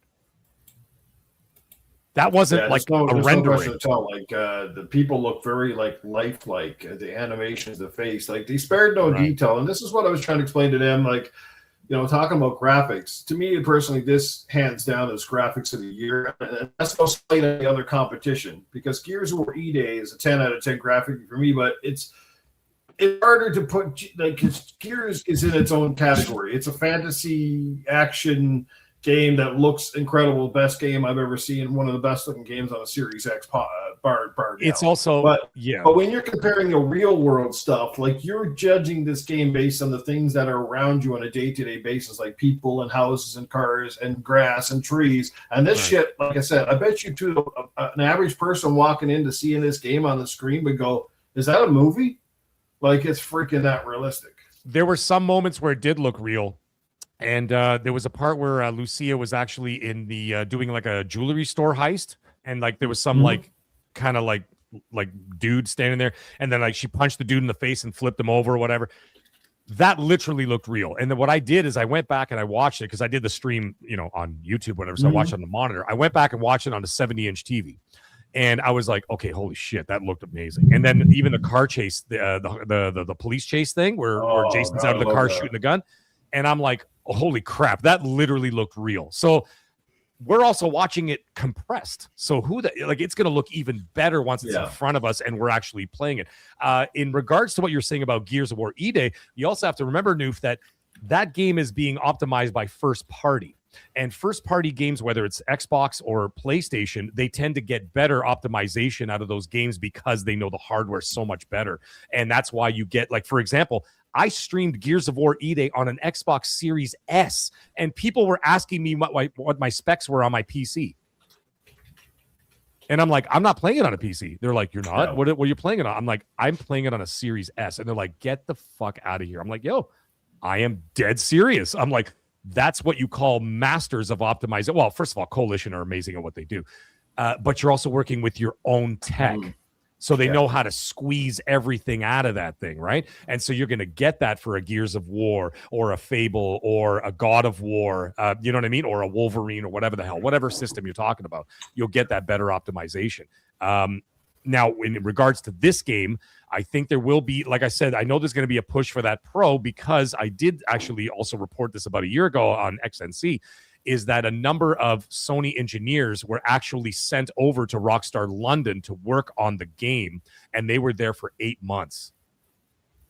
So they were Perry's there. hoping he gets that optimization on the Pro, because he's got quite a few of those Pros sitting around. So he's really hoping that, whether a couple of patches come down the line to get this game as close to, like VRR. I have 3 Pros sitting in the basement sealed, okay? If this thing doesn't run at 60, they're all going. No, it's not. I don't think. Okay. Perry, I'll tell you right now, I don't think it's running at 60. I think you'll get a 40 or 45. That's it. He's gone. Oh, sorry. He came back. I think you're going to get a 45 with a like 1440p, 45 frames per second with ray tracing. I think that's what you'll get. Well, because they did say on the website tonight, hours ago, they said performance has not been finalized, which is bullshit. It's totally finalized, but they're just not releasing the information. That's all. Right. Now, let me say with the online there, Mag, do you think the online, obviously they're still working on it, mostly in the bag, and they're just holding it back to kind of let the campaign simmer first, and perhaps they're going to charge us for the online this time around? I don't think they're going to charge for the online, but I think that you're not going to get it as the traditional Rockstar thing. Like usually what Rockstar does is 30 days after the release of a single player campaign, they release the online. They did it with GTA 5. They did it with Red Dead Redemption 2, and it was 30 days after. I do not think they're going to drop it 30 days after, because 30 days after is literally the week of Christmas and Hanukkah. I don't think they're going to do it. My guess is they're going to launch it in the spring of 27. It's going to be at least 4 or 5 months. They're not going to drop it in January, February. February is already loaded to the to the teeth as it is right now. There's 5 massive games coming out in like literally 9 days. I think they push it to March or April, and then launch it in the spring of 27 is my guess. And do you think they changed their mind on the physical copy aspect, or you think because it's going to take multiple discs for one to actually put it on a physical copy, because this game is supposed to be massive? I don't know. But do we know what the size of the download is? Anybody know? No idea. Probably 100. I would guess, considering that Call of Duty is usually sitting at around 120 to 150. This game's got to be hovering in that ballpark or even higher. I think they'll do a collector's edition eventually where you can get a physical copy of it. And it's not really a physical copy. It's just a key just to pop in your machine, and just you get the digital download anyway. You're going to have to download it online anyhow. That's pretty much how it goes. And I think it'll just be, and that's, by the way, I think that's actually going to be part of the future. I talked about that tonight on Mooch's show and my own show earlier. Is a lot of people are asking about that. And I said, I could tell you this. I think that physical in the future is going to be part of a premium edition. So like you can still get it, but you're going to be paying $80 or $90 US for it as opposed to the 70. And you're going to have to pre-order it 6 months in advance. You're like, when they do like the limited editions, they're like, it comes with the statue and all that shit. They don't announce that a week before. They announce that like 6 months before. So people do the pre-orders. That gives the company time to actually just fulfill the orders of what they got, get it out there, send it out there. And it's literally just for show. That's all it's going to be in the future. It's just like when people are like, well, Meg, they still have vinyl. I'm like, yeah, but I can't go to fucking Walmart and buy the new Lady Gaga on vinyl. You have to order it, and then they make it per order. Well, per order. They make it per batch order or whatever, right? But you can't go to Best Buy and buy a vinyl. It's not sitting there. You know what I mean? For a new album. Bruno Mars drops a new album. You're not going to go to the store and buy the vinyl. You would have to order it special, and then they make it for you. And you're paying like $30, $40, $50 for it, not 10 or whatever. And gaming will be exactly the same. in that respect, I think that they'll also have external hard drives available for both consoles, and but not ones that you can not hard drives, excuse me, disk drives, and you'll purchase them separately. PS6 will not come with a disk drive. Helix will not come with a disk drive. Well, I was saying on a podcast the other night that I think it's imperative that they still have something in the stores that the average person can see. So some sort of a game card or case, because no matter if there's a disc or an SD card inside, that's still marketing. And the average person doesn't know what we know. Like if the average person doesn't watch all these podcasts, then they aren't up on release dates and they have no clue what's going on around them unless they see it inside of a physical store. So that whole space is going to change in the next couple of years. It's already changed massively now, but we're on a different topic. But I don't know, GTA overall, like I said, I'm super excited about it. So where's your excitement? Everybody in the panel here, let's give us our final thoughts. Where's your excitement level now after seeing what you've seen from a 1 to a 10? I'm going to say mine is like at least a 9. I'm putting it right up there. Frank? I'll say like a 6 or a 7. Ooh, getting there. Kind of low. Piggles. Yeah, I think I don't even know if I'm going 6 or 7. I think I'm going to go I'll just go for a 6. 6. Okay. Perry. 6. Oh, we got a lot of 6s. We got 666. Is it here? What's going on here? The devil's going to come back in a second. I give it a 6. Oh, Lord. Even the devil's giving it a 6. Meg, where's your excitement level? Excitement level is a 9, but the show today I gave a 7 out of 10. Yeah, that could have been done better, but I'm still like super jacked. This game is going to be off the rails. Now, it seemed to be more of a serious tone, too. Like, remember, like, in GTA 5, you had that little weird nerdy guy with the glasses? What the hell was his name? Like, yeah. And, of course, you had Trevor, who was always, like, the slapstick of the game. He was the least serious character, you know. You'd turn off the game and wake up, and then you turn the game back on. All of a sudden, he was like drinking a bottle of booze in his tidy whities outside of a house somewhere. Like it was crazy. Like I wanted to go to do that sort of weird shit again, or they just trying to keep it a little bit more grounded. Because remember we had the scene in GTA 5 or the level where you kind of were like on an acid trip and you'd see the aliens and shit. That'll happen. I mean, they already showed a little bit weird shit too. Yeah, like did you see like even today with when they were showing how you could change from characters, it literally was the exact same thing for GTA 5 where the camera pulls up to like the clouds or whatever and then moves over to the next character. So when they did that, like Lucia was off doing something and whatever the hell she was doing, and then all of a sudden you change characters and then you got Jason on the couch drinking a beer with his buddy. Right. And so they were just having like a conversation, but for sure they're going to have some wild stuff going on in there. And, you know, did you see how cool, like in detail, like even when he goes to the fridge, there's a shit ton of stuff in there. You can literally pick out what you want to take out. Yeah. That's what I was saying earlier. Like they opened the fridge and I'm like, some of that was a little unnecessary, but I'm like, do I really need the choice of 7 different bottles to choose from? Like just open the fridge and make it look good. You know, just put a bologna sandwich and a couple of beers in there. I'd be fine with that. Like that's not the end all for me. And that's why a lot of my problems with, like, for example, Bethesda games, like even the Starfield games, like they put all this detail and all this stuff. And I'm like, just why don't you get rid of the fucking loading screens? Don't worry about that, which they, you know, they're fixed for the most part. But like, worry about the bigger things that keep the product and the entertainment moving forward, as opposed to, you know, sort of kneecapping performance and all that stuff, because you're adding all these insane details like the sweat drip or like the condensation drips off of a bottle of beer that when you're sitting outside. It's cool, but it's cool for a few minutes. Right. Because in the grand scheme of things, if you're going to put 100 hours in this game, I want the performance to be amazing as opposed to the condensation drops on the bottle of beer. Right.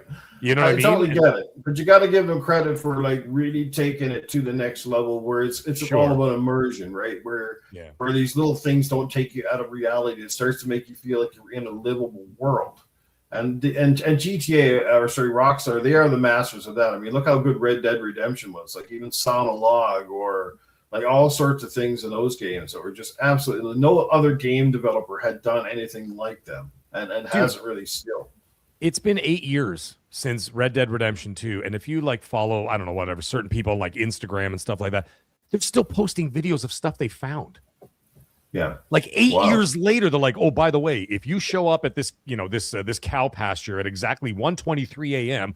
When it's the third cycle of the full moon, you'll see this happen. And I'm like, what the fuck? And like, it's still happening now. They're still finding stuff that people haven't found in 8 years. So it's pretty remarkable. I have no doubt that this game will have the exact same thing. You're going to have all kinds of cool things and Easter eggs and all kinds of wacky things, and that are just going to make you feel like you get that whole immersive experience. Yeah. Taylor, you got the 25th? Sorry, go ahead, Biggles. No, I was just gonna say. So you said before that the music's gonna be good. Did you think the music in the trailer was good? I mean, they played Phil Collins Against All Odds. I mean, I was sold. I mean, I'm sold right there. Yeah, they had some good music in the background. I don't necessarily think it was bad, but I expected it to be a lot more hype.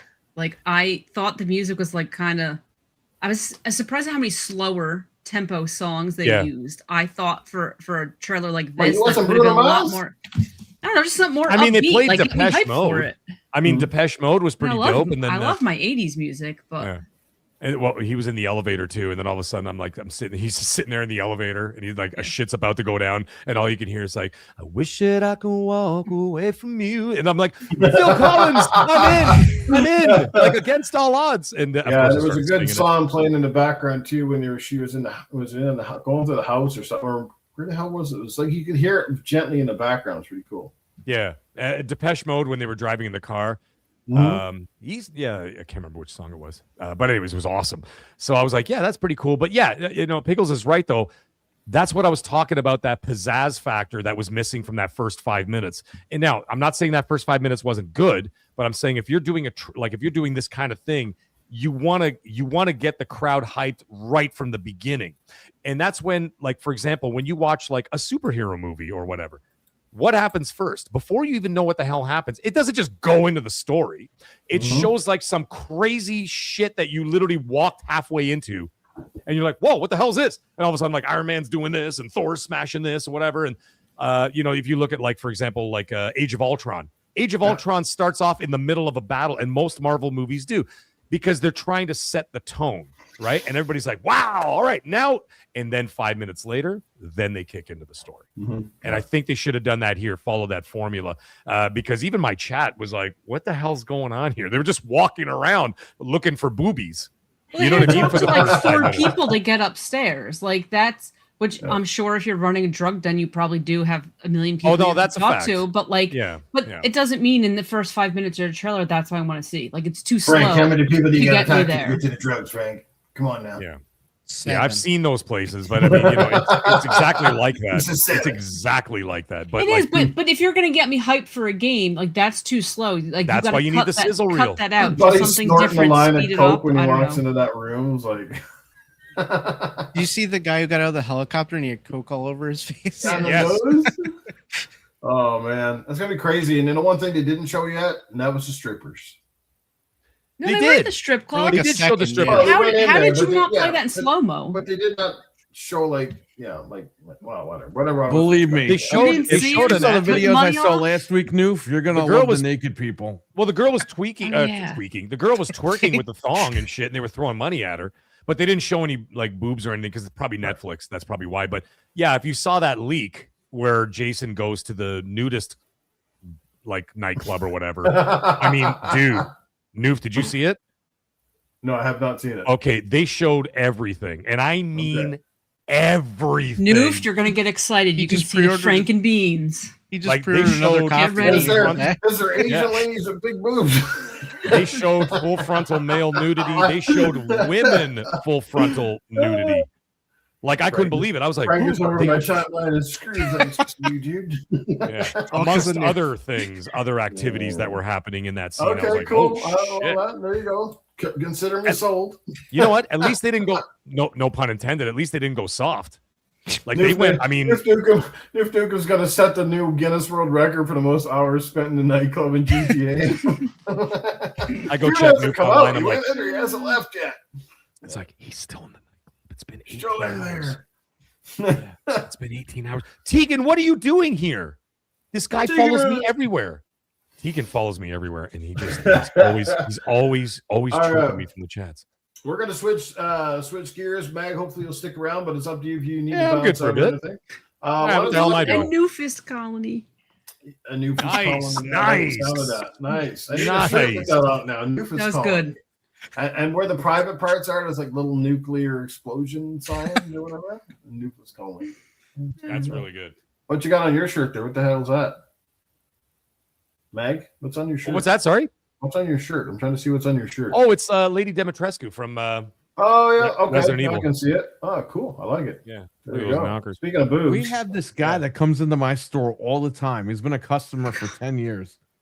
He's wearing Princess Peach naked with like huge boobs and everything. And like he'll talk to her for like 20 minutes and she should probably like, call "Oh, the yeah, police. It's like anime level boobs, but it's like I don't even know who these characters are. It's just got like the 2 strands of hair covering the nips, but like the rest of the giant anime knockers are just hanging out. And he just not a care in the world. You'd think he was just wearing a plain t-shirt. He doesn't care. Just walks around town like that. Yes. It's a Wow. I had to like Princess sneak a photo Watermelon. one day to send it out. I was like, Frank, you won't believe what he just wore in the store. I mean, people wear some wild stuff. When I was at the CNE 2 days ago, this like goth girl was walking by, and of course, myself, my what you met the doctor, Newf. He's got a thing for goth girls, right? And yeah, and he like grabbed me, and he's like, "Go check out this girl." And I'm like, "Yeah, she's hot. I see her." She walks by, and when we turned around to give like the back look, right? She was wearing like these like sort of jorts, like those ripped jorts, but super short, almost like hot pants. And I swear to God, on the ass, it said "fuck this" on her ass. And I'm like, how do you walk around like that? Like how? Like, can you imagine going to Tim Hortons to get a coffee, and there's like a senior citizen behind you, or like a priest and a nun getting a coffee for their for the church, and they're reading your pants? Like, I mean, how do you do it consciously? I can't figure it out. I don't want Last to know year, where she Frank puts and the I- Timmy bites. Last year, Frank and I went to the Hello Kitty truck. So it's like a food truck that sells Hello Kitty merchandise. Yeah. Dude, this lady walks by, her cheeks were hanging out. Like we saw half of her ass cheeks were hanging out, and it's like, wow, there's a time and place for everything. And the Hello Kitty truck is where you're wearing this. Frank and I, we just kind of look at each other like, okay, we both saw that. Of all the places to do Some that, of these why girls not? nowadays have got them freaking Daisy Dukes sound so tight that the B flaps are showing out. And it's like, man, well, there goes my appetite for Arby's. Jean underwear is what I always call it. Yeah. It's not even shorts, it's just underwear. One time, this one girl, she's bent over. She had the white thong on. There's a little shit stain up the middle. It was pretty funny. Jesus Christ. That That devolved very quickly, folks. Yeah. She got missiles. All right, let's get back into more serious topics. Let's talk about the Xbox Series X Anniversary Edition. Came out and sold out within probably faster than Newf Nukem fart, which is craziness. Who managed to score one today? I know some people who didn't. I would love to have one, but look, man, I ain't spending $1,149 Canadian. I just don't have it. I still got video games I got to buy, and I got controllers I got to buy. So let's just say right now I'm preemptively broke. So so I'm gonna go with that. Love to have it.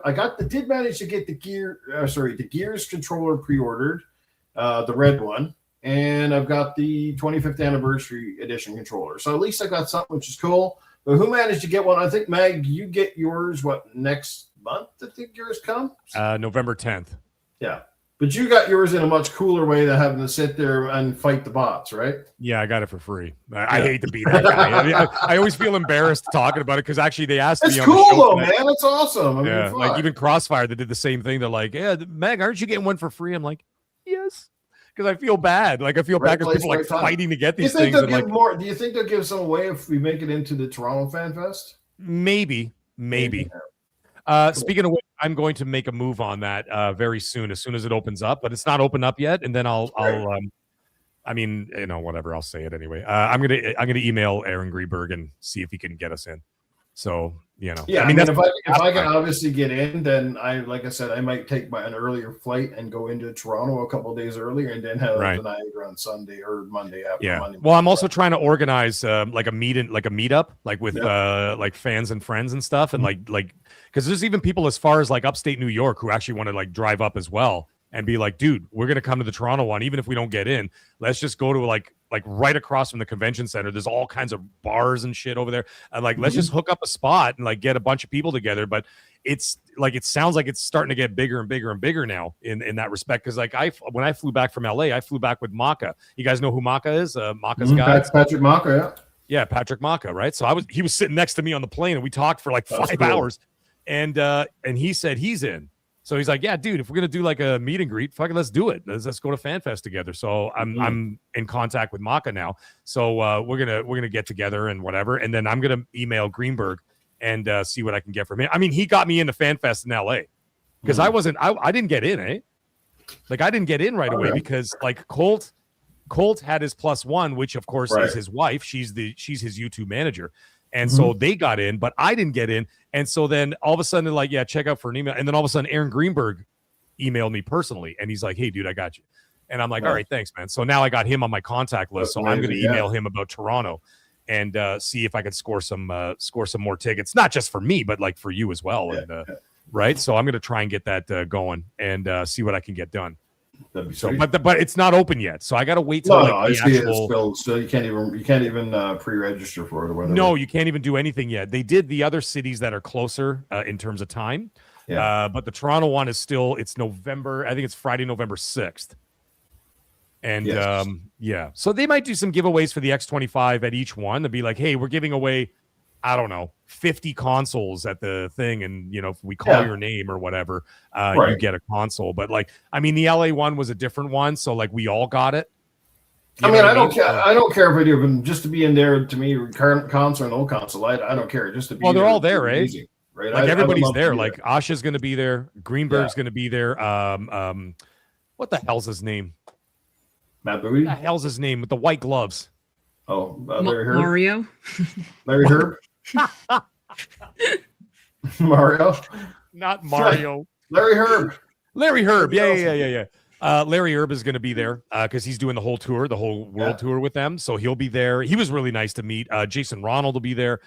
Super nice guy as well. Yeah, he's a really cool dude. I love talking to him. He was hilarious. He hung out with me for like a good 15 minutes. Like, we were just talking about like random stuff and I thought like he was just going to disappear because the other executives kind of like just zip, you know. You look at him every once in a while and say, "Are you going to keep Balrog from rolling through here?" Yeah, like Asha and Booty. When Asha and Booty were there, I was talking to them for a bit, and I took some pictures with them, and I talked to them for a minute. And I turned around, I'm like, "Yeah, Colt." Yes, I turned back, and they were gone. Because like their security comes around and like whisks them away, right? Oh yeah. But like Ronald didn't give a fuck. He's just hanging around. He's just like, hey man, how's it going? Yeah, he's like leaning on the wall and shit. And we were just talking for like 15 minutes about stuff. And I had a laugh with him because the day before I met what's his name, Dana Carvey there from PlayStation. Dana Carvey. Oh yeah, the church lady. Yeah, so I met Church Lady the day before. Also a very nice guy. But I met him and I'm like, so I'm like, your competition. And I showed him the picture of him and I together and he burst out laughing, right? And I'm like, you know, he's a really nice guy. You got a lot to live up to there, Jason. And yeah, we were just having jokes and fun and whatever. But what the hell's his actual name now? Oh, yeah. Mark Cerny. Mark Cerny. Not Kami Carney, Tegan. That's a whole other guy. Mark Cerny. Super nice guy, too. I asked him about PS6 and he laughed in my face. Obviously, tell us about this morning's pre-orders for those of you who tried to get it. Perry, give us what happened this morning, where you ended up, what's going on. I understand, Frank, you don't want to know what happened this morning. You were expecting an email and you didn't get one, which is weird. What's going on, Perry? Listen, Perry, you want to kind of give us a rundown? I have almost $5,000 in GameStop in-store credit. So I was like, okay, I'm going to use this for this machine. So I tell Frank, he lives right by GameStop because they closed them all over here. So I got to drive to him. And that's like a half hour. I was like, Frank, go to GameStop, wait there, be on the line, whatever. You get there, 2 hours early? Yeah, about. And he's waiting. I'm on the computer right here trying to get this stupid thing just in case. I go to Best Buy. They go, oh, yeah, just verify your phone number. We're going to text you a code or whatever. I verified immediately. Hit enter. It goes up, sold out. Jesus. And I'm like, apparently they're not sold out in Canada. Is that true? I heard someone in the chat this morning I went on the Xbox site, the Xbox Canadian store, and it said pre-order and it was available. Well, I'm going to have to go to your house and go get one because I don't know. Well, if we had known that, we could have bought one and just shipped it to you, and then you have to send us 4 times the price. Yeah, Newf, maybe you should buy me one. So then I'm Best Buy wasn't working. So then I go on Amazon. It's still not up yet. I go to GameStop's website. It's not even up yet. I'm like, I got to meet this Pre-order guy. still available here, man. Pre-order I still literally available. jumped in the car, ran over to GameStop to meet him. Nope, never mind. Sold out at Microsoft. It says Best Buy and Walmart still have the pre-order listing up here. I'm going to find out right now. Yeah, go on to Xbox.com, go to the Canadian site, and then as soon as you go to hit the pre-order, it shows the Microsoft's is sold out, and the Best Buy link and the Walmart link are still showing pre-order. Let's find out right now. I'm going to Best Buy because Best Buy is like the most that's where I'm in reliable. right now. I'm trying to look it up here. It was weird because I don't think Mental 9R was able to get one. Well, it's not showing because like right there they show like the Xbox thing is actually blocked out. They're showing the controllers, but not the consoles. Controllers, they got tons of them. No, just go to the Series X and then click it. It should show it there. Okay, let me check again. Series X. Okay, I'm not doing it on my computer. I'm doing my phone, so we'll see what's going. Fuck me, $950 for a regular Series X. Jesus Lord in heaven. So I get to Best Buy. I get to GameStop. I meet him, and he's with our other buddy. And the store is closed. Like we're waiting, and then the lady pulls down the thing. She opens up the store. We go in there. We're like, oh, we want to pre-order. Oh yeah, we're not taking pre-orders of that in store. We're online only. And we're like, but you're sold out online. but your tweet from last night said in store and online. And she's like, yeah, I don't know anything about that. Sorry. And I'm like, great. So we got screwed. Let's see here. So what you were asking before, Newf, about I said about the email. Yes. So they said certain I don't remember the terminology. They use like loyal or hardcore fans or something got to access to pre-order 24 hours in advance.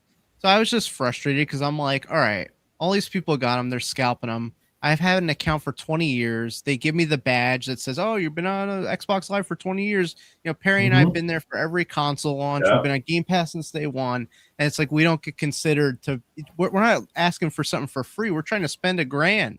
We're ready to give them the money, and we've been loyal customers. And it's like, then I see everyone scalping them, and it's just like disheartening, you know? And GameStop was selling it for an extra $100, by the way. Yeah, with GameStop with no was bundle. scalping them here. They were $9.99 here, and they're supposed to be $8.99. And nobody like said anything. It's just like, yeah, whatever. Like it was such a botched launch. And you look at the Steam machine. You had to have a Steam account and a purchase made before a certain day. The Walmart page isn't working right now where you go to pre-order. And then when I click on the pre-order from Best Buy, I click on the Xbox consoles, go to the Series X anniversary, and then it says high demand product. I is expected to sell out quick, improve your odds of getting an updated a reservation product, and then it just says coming soon. Or said weird. That too. But even Sony has a thing where it takes in your like amount of time spent when they put you on the lottery list or whatever, and it's just like, I don't know, like I feel like Microsoft could have rolled this out better.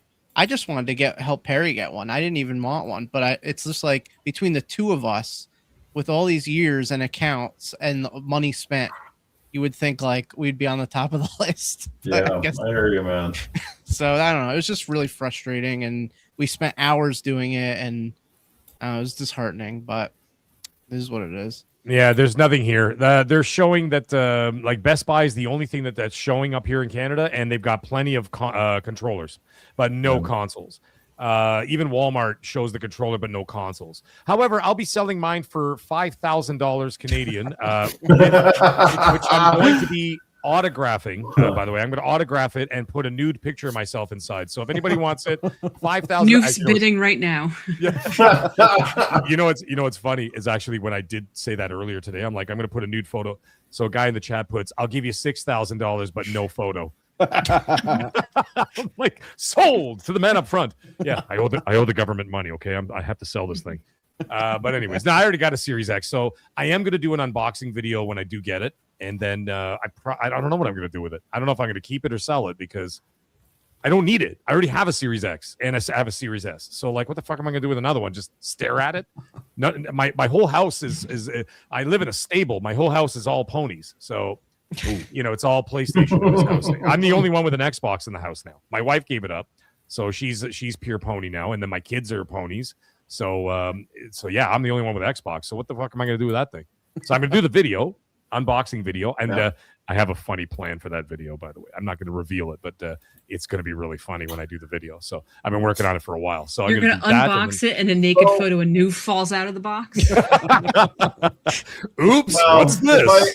Don't worry. If I get naked, there's nothing to see here. Move along. So what I don't understand about companies who do all this pre-order stuff is I understand why you're not going to flood the market, because part of why people want it is rare. Right. But I don't understand. There's got to be that sweet spot of I made enough that it's hard to get, but enough people could get it that people aren't pissed off. Yes. It feels like, from what I saw online, Xbox made so few that you just people are just mad. Like, it didn't even go. Like how Nintendo had production of the Switch 2, right? Yeah, the Switch 2, they were like, we're going to make sure everyone gets it. So I get maybe the Xbox didn't quite want that many, but you made too few that people are mad. And it's not just, oh man, I missed out, I'm going to try to get it later. No, people now are like talking about, I can't believe this. This is stupid. I wasted my time. Why do I buy their games? Like, people are really angry. And part of that is what Frank said, the wording in that email. Like, you could have done something with the email, but not worded it as like, yeah, you're not a good enough fan. Yeah. Well, that's like when I used to pay for the GameStop. You said was the Platinum card, and the Platinum card used to always, on the same, that was part of the Platinum benefits, was it used to say you can reserve a console or you can reserve your games in store, basically be first in the line. I even remember having the Platinum, and if they did a midnight launch, they would give you the thing to move you up at the head of the line. You would get in the store first because you were a Platinum member. Yeah, I remember that. And then all of a sudden they started doing this fucking bullshit where you're like, I'm a Platinum, but now you can't, like which console was it? One of the consoles come out. I remember it was when I was trying to get a PS5, and I was like, you guys can't even hold one for me. Like, I will drive down there. It takes me 20 minutes. Give me 20 minutes. I'll drive to your store. Can you hold one until I get there? That's all I'm asking. No, can't do that first. And I was fucking furious. I'm like, you know how many dollars I spend with you pricks? And you can't even hold one. I'm going to buy it. It's not like I'm not coming there to buy it. And if I didn't show up and fucking what I told you, you can still sell it. You would definitely sell it. But they wouldn't do it for me. And I was like, this is bullshit. I'm a Platinum member and I spend thousands at your store, and this is the treatment I get. Like, talk about bullshit customer service crap. No, you know what the best thing to do is this is Perry, you should have done this. I don't know if you guys utilize children. And the reason why I'm saying this, I know it sounds weird the way I phrase that. My kids are the Sphinx cats. You got them. Yeah. So here's the thing, man. You know what I did at work? I walked into work, and I already when the pandemic first happened, I had 2 Series X's pre-ordered, no problem, whatever. I got them day one, but couldn't get a PS5. So I walked into work, and I literally just held up $100 in my hand, because I have all these kids working for me, right? 16, 17, 18 years old. I go, $100 for Eddie, the first motherfucker who gets me a PS5. I swear to God, in 35 minutes, I had a PS5. Nice. Because these kids, that's what they do, right? They straight. This is not where I thought you were going with used kids. This is not where Oh, no, that's what I'm talking about. Because these kids, they know the drill, because they buy like the Air Jordans and all that shit, and they got buy bots and the concert tickets. They got their laptops in the staff room. 35 minutes, dudes go, yeah, I got what we want. I gave him $100 cash. And then I paid, and I paid for the console. The only one he could score me, though, was a PS5 digital, funny enough, because that was like the unicorn. No one could get it. But he scored me a PS5 digital. So I gave him $100 cash for it. So I paid only $100 above asking. And I got it right away. And literally a few days later, I already had it in my basement, ready to rock, and that was it. But you gotta utilize those kids that have that are tech savvy and have those buy bots and do all that kind of shit. Like I said, they're always fighting every day to buy the new Jordans and whatever else and all that stuff. They got that stuff under control. Yeah. Just put up $100 for a 16, 17-year-old kid. $100 is a lot of cash, man. They'll just take it, be like, fuck, I'll do it right now, and they do it in like a couple of minutes. Yeah. That's what I did. That's how I did it. I'm with you, Pingles. They got to find a better way. You certainly got to have a way that long-term fans have some sort of like a pre-sale to a pre-sale. Like, it's a private thing that's only done through emails, through like select people. They did, but they said it was for the hardcore fans. Like, what the hell Jesus, does that how even much mean? hardcore do we got to get? Holy fuck, man. Well, Like, you know, nobody's the more thing is- hardcore than you, bro. I You know? knew that this was going to be problematic from the beginning because it wasn't widely reported, but Series X production stopped 2 years ago. Yeah, They stopped making Series X's 2 years ago. So I'm thinking to myself, when they first announced the X25, like I was sitting next to Lord Sov from Iron Lords. It was just him and I in the corner.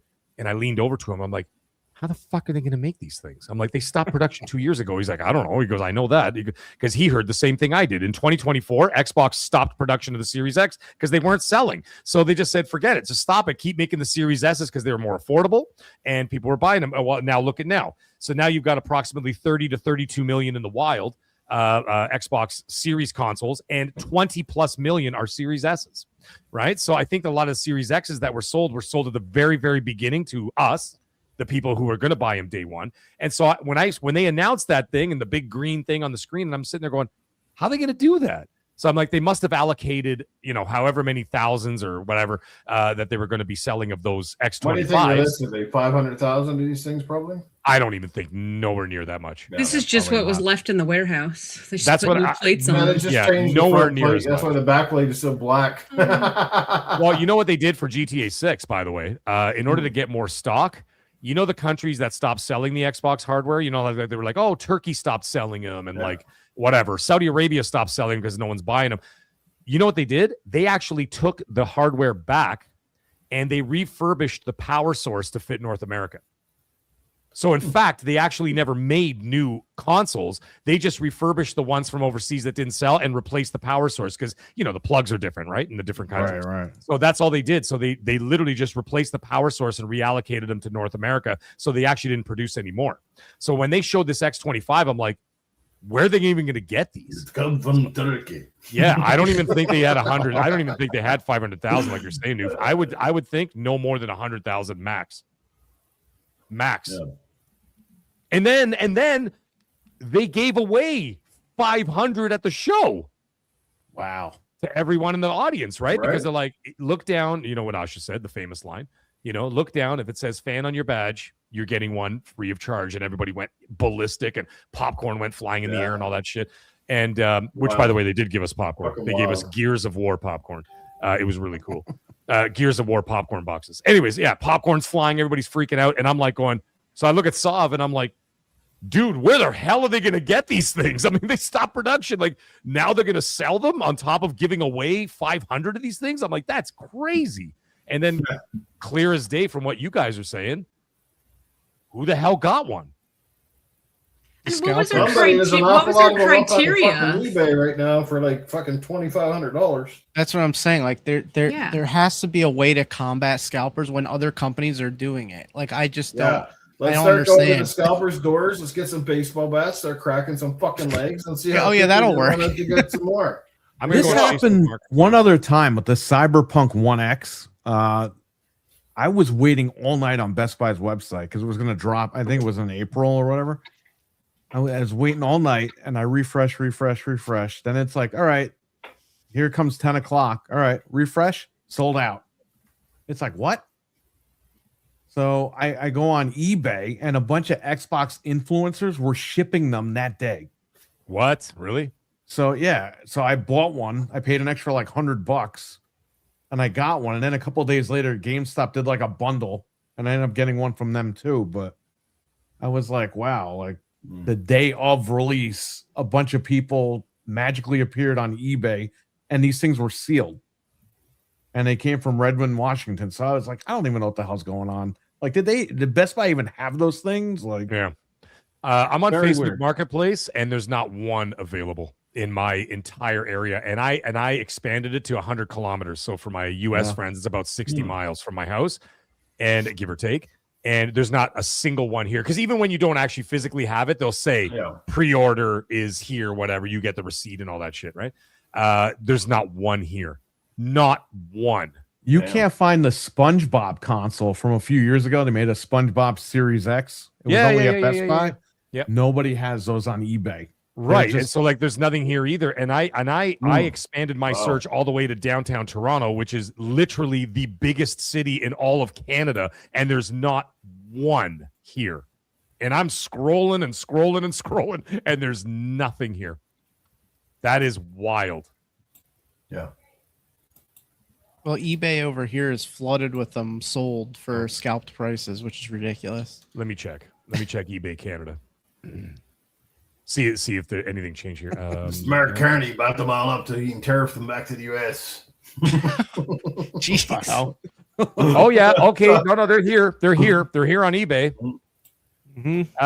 2650 Canadian. 2500, 2397, 3300 Okay, so they're actually okay. Oh yeah, okay. So there was only one that was that cheap. The next cheapest one is $3,200. Fuck. Canadian, mind you. So I mean, like but still, for the US, that's about $450. fuck, So I you guys just are- got myself a I'm good just kidding, PC. That's where they Yeah. ended up. You were wondering who got them. Well, there you go. There you go. Dang. So eBay has them. However, a lot of them say shipping from the United States, shipping from Australia. Yeah. So there you go. Not a lot from Canada, which is wild because they were Did available. anybody in the earlier chat today. secure? If anybody in the chat's here, and Yeah, secure somebody one, let did. us know. Yeah, who was that? No, Tal said he was hoping to get one. Okay, maybe I misread what he said. He got one. He just said, yeah. I think Oh, he I said he thought- was trying to get one and he got fucked. That's what he wrote. See, I misread what Taylor said here. He said, I got a chance to get the 25th anniversary. I just hope I can get it. I did not read the whole thing. Sorry, my apologies. There you go. Talos' internet is so slow anyway. By the time you got connected, he'd fucking probably be like everybody be ahead of him anyway. The Helix will when be we out. play Gears with him, his chainsaw fucking starts up 30 seconds after the fact, right? The body just like, Oh man. because he's in Australia. So yeah, it's always like an interesting time we play multiplayer with Talos. He's Well, in there you have it. picture. I don't know. Everything's upside down. This is not the first and the last custom console. I'm quite interested to see now how the Wolverine console goes for PlayStation because they don't have that up for pre-orders yet, correct? No, that's already sold out. It's sold out. Oh, that was up already. Yeah, it's didn't even know gone. They put it up. I was only It's able to gone. get slim plates for that. I couldn't even get the pro plates. Yeah, I couldn't Damn. get anything. I What about tried the because controllers? The controllers I wanted sold to out buy too? them for my wife, but I couldn't get them. And but you know what? I'm holding out hope for now because you can still get the Wolverine controllate, but I want the plates. I don't want. Well, the good news for you, Mag, is PlayStation is so simple in their design. You just get some yellow paint, cover the faceplate, and go splat, splat. There you go, Yeah. Wolverine. There you go, Wolverine. Yeah, I'm holding out hope that they're going to be releasing plates and controllers for GTA 6. I mean, that would be really cool. Like, can you imagine, like picture this, like, you know how big the PS5 consoles are. Imagine those plates, and it has like this sort of like Miami Vista with like some palm trees and a setting sun and like the beach, and it just says like GTA 6, and you see like Jason Lucia. Like, I would buy that shit right away just because it would look so cool, and like that whole like Miami sort of neon pink setting sun vista or whatever. I like day one, and like even with a controller, because as it stands, I only have one DualSense controller now. I mean, I have like 8 or 9. And that's why people are like, oh, you're gonna buy the Gears. I'm like, dude, I have like 8 or 9 Xbox like controllers, and I sold a Those are bag rough of numbers. controllers on Facebook Marketplace to a dude. I'm like, I don't need more controllers there. I said, but I only have one DualSense. So I said, if I can get one of those, like if I can get a GTA 6 one, I'll buy one. Because if that controller conks out, I can't just go grab another one. I got to drive to the damn store. Right. You know, so I wouldn't mind that. But that would be really cool. I'm holding out hope. But yeah, Wolverine, yeah, Newf, they're gone, dude. Damn. They're gone. What you got there, Perry? What's that one? Talk about controllers. There's about 40 controllers on my desk. Yeah. I have that, you know, that blue It's Xbox just on his one? desk. That's not how many he When the owns. apocalypse hits, Perry will have enough lithium batteries and all these fucking controllers to keep the power grid going for a couple years. Yeah. You know that Look at that. first blue one you showed there, Perry? I have that exact one. It's actually my favorite Xbox controller. The one, yeah, the Xbox. Yep, that one. I have that one. I Is that the one love. that turns Oh, colors, so looks blue? you and guys are purple men when of you turn it? culture as well. Hey, there you go. Ah. We all it's have the one that Aqua changed- Shift. The Aqua Shift, the one that Yeah. changes colors and different light. I bought that one. It's my favorite Xbox controller. I like that one. That's a nice I have place. it hooked up to my that PC. blue? Is that the blue one? Because it's hard to tell with the color here. Yeah, and Blue one? it's like a glossy finish here. Yeah, the black and blue is pretty cool. Yeah. Yes, the damn bots, damn scalpers. There's Neo Geo. It's The even got a Neo Neo Geo. Geo controller. Speaking of that And Neo Geo thing 64. got delayed, didn't it? The launch of that console. So next year now, isn't it? Hey, look, I got NES. Ooh, look at that, the 4-button one. You don't have a Saturn controller. I do. It's probably on the floor somewhere. Oh, okay. I wanted you to be like, oh yeah. Oh, I have something Newf really wants. Oh, man. yeah. That's what I want. Yeah, I know you got the watermelon one too. You said I'm tempted. I'm fucking tempted. I might have to get it from you. I don't know. We'll see. I I got like the that. watermelon one, but it's too far away to reach. It's always funny. I'll mention a game and Perry be like, he pulls it up. He's like, what? You got a round table of fucking games in front of you. There's like He Russian. probably has like a roulette pile of them all around his chair. I'm gonna be talking about a I do. I game. have And everything you just pull it up. It's like sitting right there. It's like, what the hell? It's just an empty room and the furniture's made out of games. Yeah. The Just chair say- and the table. It's like, oh, did Newf just mention Donkey Kong? Here we go. There it is. It It was right by my foot. Not far off sometimes. Oh man. So anyway, that is too bad. Hopefully the people that want to get one, or some of the people are able to get one, and who knows? I don't know how this is all going to play out. Some people will give in and buy them at full price with scalpers, but like I said, I don't have the money to get one, even if I really wanted it. So I didn't get up this morning and be like, yeah, I'm going to try to get in there. Just I got enough games. I even had to pass up on that fucking Retro Lancer. That freaking thing was amazing. I would love to have one of those, but hot damn, like $420 Canadian too. Well, Newf, the thing is, like, I just bought, like, as part of the channel, whatever, and of course I stream all the games and all that. I mean, I just, like, every time I sit down and I get into the store, I drop $300 and in just like in 2 seconds. It's crazy, man. This year, And then all of a particular. sudden, you get up the next day. Like I paid $160 for GTA 6 Ultimate Edition, another $100 for Wolverine, another $100 for what the hell is it called? Star Wars. No, sorry, $90 for Star Wars Galactic Racer, and all of a sudden it's another $110 for Call of Duty. You know what I mean? It's on and on and on. It never fucking ends, and it's just like, holy Christ, man! Like, this there's only year- so much. The games alone this year, there's so many games, and they're all stacked here in between, like friggin' September and like friggin' January, September and November. Like, thank God Tomb Raider's coming out in February. It gives me a little break. It gives me nothing, Newf. You know why? Because the same week is going to be Fable.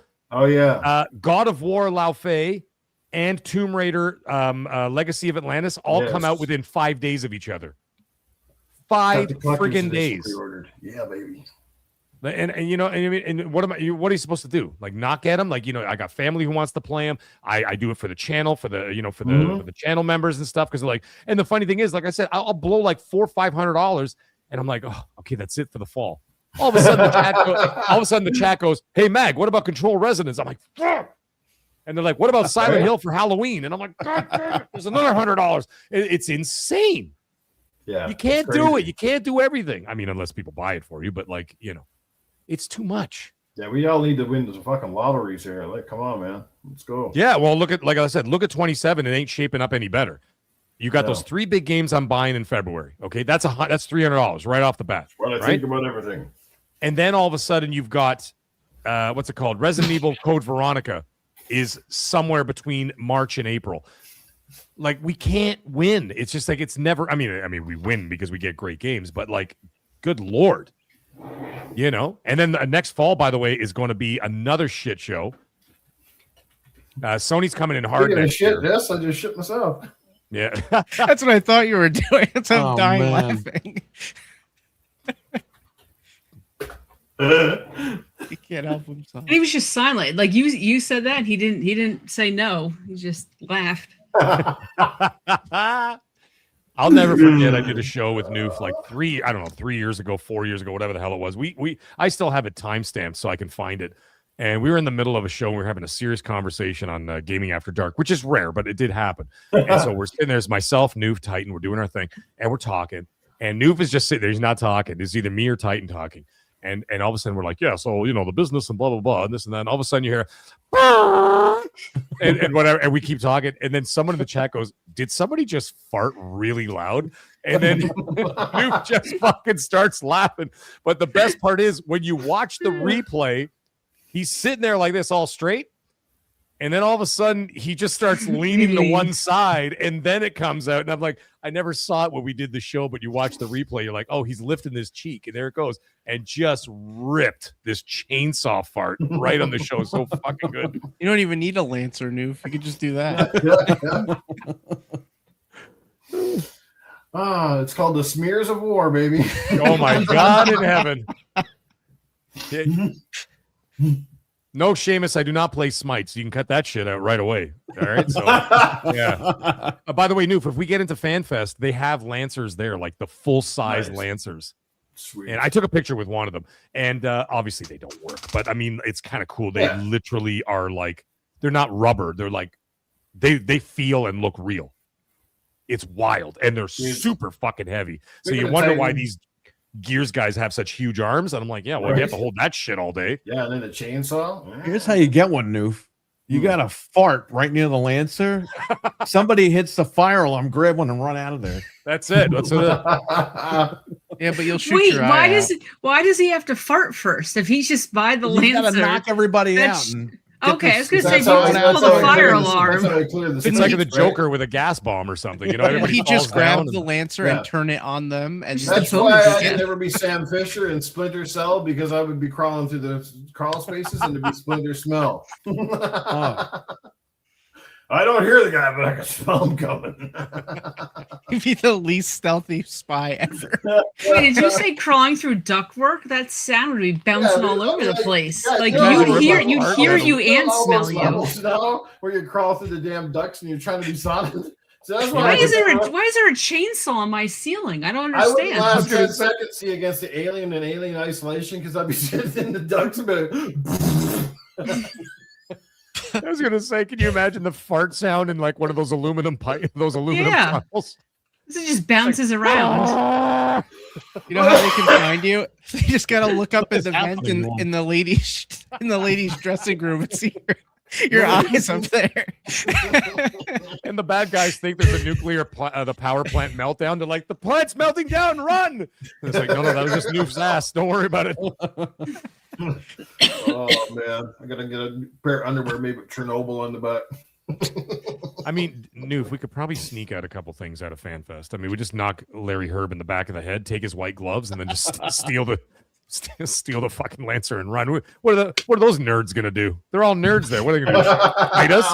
What are they gonna fight us? Hey, You Aaron, seen those guys? Aaron, you gonna chase me, man? You gonna chase Yeah. me? Come on. Well, now Aaron Greenberg will fuck your shit up. I'll tell you that Oh, right now. probably, That yeah. guy is a fucking maniac, and I'm telling you, that guy. First of all, he looks exactly like Sergeant Slaughter now. I don't know if you've seen him lately. And I actually showed him a picture because I made a picture of him because like he had the little mustache, the bald head, and he was like screaming and stuff. So I did I got to find it because it was. I showed it to him, and he like the man couldn't breathe for 5 minutes. Like the guy was just out of control. He was laughing so hard, but I got to find that. But you know, Greenberg will fuck yeah. But the rest of those nerds, what are they gonna do? Stop! No, give it back. Well, Like, would've get been out of here, Phil- That would nerd. have been Phil for sure. I'm so sorry. Yeah. I'm so sorry. What, you took that? That's okay. Yeah. You play nice. It's like stop him. Did you show Mag the photo real quick that I made? Oh shit! I found it. Phil Spencer will return in Doomsday. Here, obviously I can't share. Housing, that was funny too. I can't share the screen, but take a look at this. I'll put it up to the camera. And your job now is to figure out which one is Sergeant Slaughter and which one is Aaron Greenberg. And this is from LA. I showed it to him. Oh man. Well, if he shaves the mustache off, you got King Kong Bundy. Yeah. Oh Like, man. How funny is that shit? And it was funny. It was like 7:30 in the morning on a Sunday. Everybody's in line to get into the Kodak Theater in Hollywood, right? And we're hungover to shit. Like everybody's just fucked up because we were partying the night before or whatever. And we're just standing there like, oh my God. And all of a sudden you hear like this honking of horns, right? We're like, what the fuck is going on? and these black Escalades come ripping right past the line, and all you hear is like literal, like guttural screaming, right? Aaron Greenberg is half out of the Escalade, slamming his hand on the car door and screaming like a psycho. And everybody looks at each other going, that motherfucker 100% did not go to bed yet. He is still drunk from last night. Like, for sure. The man is wild. Oh, he's a big boy too, eh? Big, tall dude too, eh? Newf, he's actually bigger than you, bro. I mean, like, height-wise. Mm-hmm. Yeah, well, big dude. I'm only 5'11", so I'm moderate. Yeah, okay, all right. Well, you seem much taller than me because I'm a hobbit, so, you know. Well, I hope you get to meet him, man. I'm going to fight. 5'7", aren't you? 5'7"? 5'8.5". Yeah. Let's calm down. 5'7". Jesus. No, it's 5'4" is the doctor, isn't he? He's short. Yeah, he's definitely short. He's awesome. Yeah, I'm 5'8.5". I mean, I'm shrinking now. You know, I'm doing the Hulk Hogan thing. My spine is starting to fuse as I get older, so I'm shrinking. You know how it is. Wasn't I? Didn't I? Was I called the doctor? I said you remind me of Bobcat Goldthwait. Well, he is. He's 100% the same character. Yeah. Yeah. That's basically him. Yeah. He wants to come to FanFest as well. So yeah, I mean, he's right there. He lives downtown, so he's right there. But I'm trying to score. Okay, long story longer. I'm trying to score 6 tickets. Nice. So the plan is, I'm gonna, like, if I can get 6 tickets, it'll be me, my wife, you, Doctor, and then I'm gonna give away 2 tickets to whoever wants to do it. Now, if you 2 clowns want to come up. That's what I'm saying. I'm like, if you want to drive 8 hours to Toronto, you got to knock me out with a frying pan. You can leave at breakfast and be there at long lunch. Haul. They got a long haul just to get to Niagara, but then I can drive there quicker than 8 hours. You've seen me drive, please. And like, I literally, anyway, as I was leaning over to you, I'm like, if you 2 clowns want to get up there, let me see what I can score first, if anything at all. And if I could do that, then I'll put the word out. Yeah. Cool, man. Okay. I mean, I won't put the word out because people try to kill me for those tickets. I'll put the word out to Newf specifically. How about that? I'll put to Newf specifically. Sounds I mean, good. if we could go, that'd be amazing. But if not, we at least want to come to Niagara Falls. And Niagara Falls. like I said, we got Tuesday. Time regardless. 2 days ago, we got licenses so we could do this. That's we've been talking about all year, and finally we're like, we have to go this week. We have to get this done, so we're prepared. Trust me, when you guys come and we go down to Clifton Hill, you're gonna have an absolute fucking dynamite time. It's so much fun. It's like literally like a throwback to like a 80s like carnival town. It's nice. One street. It goes down a hill. They got Ferris wheels, go karts, scary like the haunted houses and shit. Wax museums like Ripley's, believe it or not. And they got bars food everywhere all over the place. Every type of food you can think of is basically there. There's a fucking Hershey's thing down at the end of the street, like the Hershey's World. See, now you're selling it to me. Squirts. Jesus, they got a Burger King that's got a giant fucking King Kong hanging off the top of it, and with a roller coaster on the roof of the Burger King. On the roof. Yeah. It's fucking wild down there, man. Boston Pizza has like the biggest ass fucking bowling alley and shit inside the restaurant. Like, it's crazy. Like, it's like a fucking amusement park for adults. It's crazy. Yeah, it is. And it's full of bars too. Like, there's bars and grills, and like all this crazy shit that you could do. And it's just, Newf is 100% right. Like, after like 8 p.m., it's literally just a playground for adults. And it's like Las Vegas from the 70s. Arcades. And that was a great blast. We went to that arcade that time. Fucking that was a fucking awesome. And there's 2 casinos there too. So usually after the bars shut down, we go to the casino, and then I usually black out at that point. So yeah. Perfect. I don't remember anything. Take your wallet, I'll gamble, get some more money. Oh, man, it's awesome. We had such a good time. We had such a good time. And then actually the last time we were there, Newf, I blacked out at 1:00. I was still awake. I was just blacked out. I don't remember anything after you and I were playing blackjack. So you and I were playing blackjack, and then I don't remember anything past the second hand. That was it. I was done. Newf's like, oh, thank God. Thank God no, you don't remember what happened. That's when he did what he wanted to do. You were definitely getting a little bit somber as it was all going down. The things where you were clicking down a little bit, yeah. He was like, oh, good, don't remember the back rub. No, dude, I don't remember anything. I don't remember anything. Nothing. I just remember waking up the next day. That's it. I don't even remember saying goodbye to you. Nothing. because you didn't. Got up and I had You shake ghosted ass. them. You said the Irish goodbye, you jerk. Oh no, I don't know. My wife was there. She dragged my ass back to the hotel. I guess. I don't know. I don't remember any of it. Yeah, and I don't black out often. I mean, I drink a lot, so like that doesn't really happen. Oh, But well, we like got the that picture night, when we finished up that night. All of us outside the hotel. We had the picture together. I don't remember that. I have it on my camera. I can share it with you. Yeah, please do, because that'll be all new to me. You know what did it? It was the bottle of wine, because I'm a beer drinker, and I drink some hard liquor. But you know what it was? It was the bottle of wine, and then we went to the beers, and then when I went live, you remember when I went live on my phone? Yeah. And then people started sending super chats and buying us drinks. So they're like, all of a sudden, $25, $20, $50, $20. They're like, buy shots. And then that's when it all went downhill. It's the shots. Man. You can't do the shots. Yeah, we had the shots. We had lots of beers. Yeah, we were fucked. It was a disaster. Anyways, I won't be doing that this year. Yeah, so we better warn Piggles and Perry that when you get into Canada, you see how fucking expensive like fucking food and shit is, and be like, what the fuck?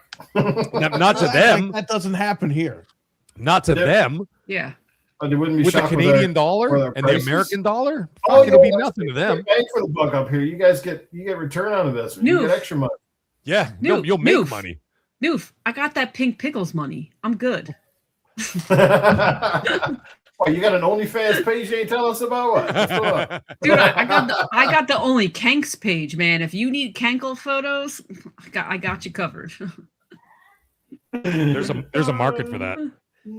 That's what I say all the time. Like I need to register only Kanks because there's people out there who are weird and want that and like, yeah. That's a great name. Yeah. Only See? Kanks. You can tell how much thought I've put into this. Trust me. I talk about it a lot. It's actually pathetic. But Fucking funny. Holy cakes. Oh, wow. Yeah, so like Gary an shakes his $8 head, beer but he is won't like, be shaking his head when we're living the high life on that sweet Kenkel money. and then you could buy more Right. controllers. Exactly. She surprises There you you with go. an anniversary edition. How'd you get that? Oh, it's those beautiful Kankle photos I sent. Yeah. Well, you guys will be living large Frank is up up and here. being quiet. Frank's up to going, but I love seeing Kankles. That's why I hang out at the farms. Look at all those cows out there. You know, some of them they got some great hindquarters. I'm gonna put my own cankles on there. I need money too. Yeah. That's right. I got some Batman flaps going here. That's all. Yeah, that's why I'm Only gonna sell that Series X25. I need money. Too. I went on vacation earlier this year, Mag, and I have a shirt and it has a naked cat sitting on a pizza like in space on it. So I sent Frank a photo so he could see my shirt, but I sent him a series of photos because it was me. Yeah. But then like I zoomed in closer to my feet, and then the last photo was like just zoomed in right at like the fold of the cankles. Like that's the photo series I sent him. What the hell am I seeing here? Yeah. I love that's like my favorite meme type of thing Yeah. where it's like a guy and then it just zoomed in and then it's like all the way here, just like Yeah. how horrific they look. So, like, I don't want to hang up everybody because I know it's getting late in your neck of the woods, getting late everywhere where you guys are at. I'm a little early for me, 10:38 to be exact. But last one, real quick, the whole digital to the digital thing that Xbox is rolling out. What does that mean for like the brand, the future? How cool do you think that is? Is this a great get for Xbox fans in general? What's the meaning behind it? I think Anybody it's wanna pretty jump good in? because I think it's an awesome thing, and you get to keep your disc at that. you get to keep your disc. But if the game sucks, here's the thing: I would buy a game on disc to see if it was good, and then I would buy digital and get rid of the disc. Now I could just buy the freaking disc, put it in, it's digital, and then if I want to sell it, I could sell it. It's good. So how does that work? If you put the disc to digital, and then all of a sudden you say you take that disc down to GameStop and trade it, then what happens? It's gone. Yeah, it's off your profile, and it goes on to the next. Whoever buys it, it's going to go on their So profile. you still have to put the disc in the machine though. just once. Like it's just once to Right. get the Well, license. Newf, if I give you the game, like let's say I have the game and I pop the disc in and it says digital key unlocked, right? Yeah. Well, I got it. Now, if it is a Play Anywhere game, then I can Mhm. actually play it on my PC. I can play it on a ROG Xbox Ally. I can play it on a Series X. I can play it on anything, and that's pretty fucking cool. However, if I hand the game to you, and the minute you put the disc in your hard drive, or whatever, or disk drive, excuse me, it's gone. So Like if I no longer own it. It's out of my hands. But if I sell my game to GameStop and nobody buys it and it sits on the shelf of GameStop forever, like, do I still have that game? You will still have it because nobody put it in their machine. Correct. We're doing that experiment when this launches. We were talking about that last night. That is correct. That's a good experiment to do. Yeah, that's a good experiment to do, but it's absolutely true. Until someone physically puts it into their disk drive, it is still yours. Well, wait. So what's going to happen though? Like, I'm a GameStop employee. I'm totally I got my Xbox in the store, and I'm putting every game that comes in. I'm just putting on my console because then I have it until we sell it. That's correct. Then that's exactly what happens too. The other interesting thing is that, and I asked the question about it, and I got some clarification from the audience earlier because I didn't know the answer to this. I said, "How does this work with GameShare now?" Because GameShare is the thing. That's what I do. I GameShare everything because I've been digital since 2015. My last physical game was Star Wars Battlefront on the Xbox One, the EA one, the reboot. Yep. Right, that was my last physical game.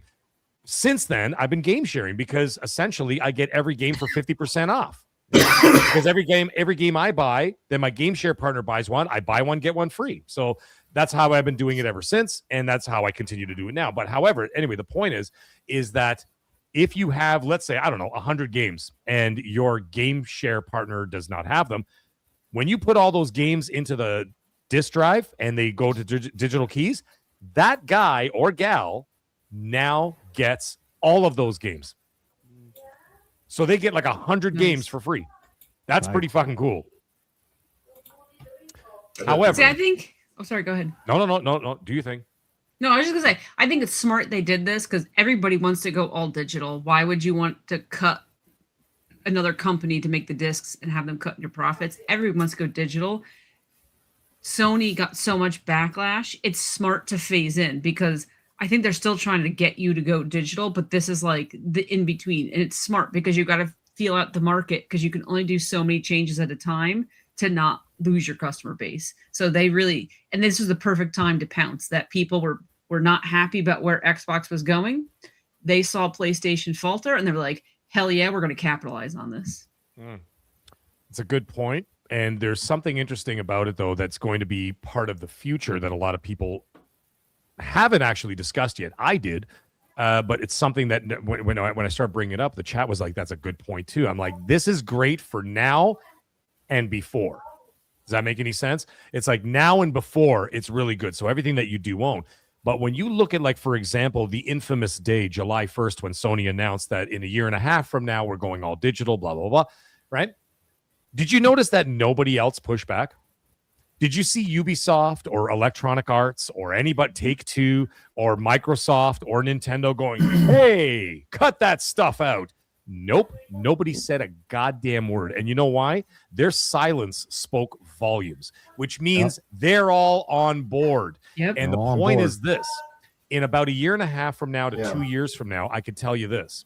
All those companies are going to stop making physical copies of their games, and they're going to be digital, except for, as I previously mentioned earlier on this show, is that they're going to say, well, if you want a physical copy, you're going to have to pay the premium edition, $80, $90, $100, whatever it's going to be.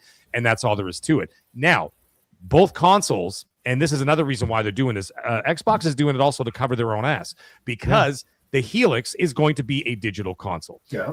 They will have an option for a disk drive. And I could tell you that, and I'll tell you exactly why. All you have to do is read through the corpo bullshit speak, and you can get your answer. For example, what just happened here, in Germany during Gamescom, someone actually went right up to Asha Sharma and said, what's going on with the Helix? And is it going to have a disk drive? Put a microphone in her face. And you know what she said? Quote, this next generation, we have to be thinking about efficiency and affordability. Mic drop. There it is. She's literally telling you there's no disk drive. And the reason why, if they're going to charge, let's say $900 for this console, okay, for a Helix, which I would imagine it'll be somewhere around that, 900 to 1,000. If you put a disk drive in there, they're going to have to tack on another $150 because they're no longer subsidizing. Satya himself said it. No more subsidizing. Therefore, if you put that disk drive, which you could buy for $80, whatever it is, US, but in order for them to make a profit off it, they're going to have to charge $100 to $150. So now, if you have a console that's $900 and it comes with a disk drive, now it's $1,100 $1,150 or $1,000. What sounds better and what's better for optics? $900 or $1,000? They'll say, no. We're going to go with the lowest common denominator, $900. And if you want the disk drive, you could buy it separate. So that way she can squeeze her way out of a jam by saying, we gave you an option. It's going to cost you more and it's going to be external, but we gave you the option. So they've kind of covered their bases. You know what I'm saying? So they can actually get away with saying, well, we gave you the option. There is an option, but it'll cost you more, but you're not getting the console with one, because they're going to bury themselves, because people are that's an insurmountable wall for a lot of people financially. So that is a big problem. So she literally says it. We have to think about efficiency and affordability. Right? Yeah, absolutely. But I think today. Giving people that option now is a big enough option, with Sony kind of stepping on Sony's going to offer change. one too. So Sony's going to offer one too.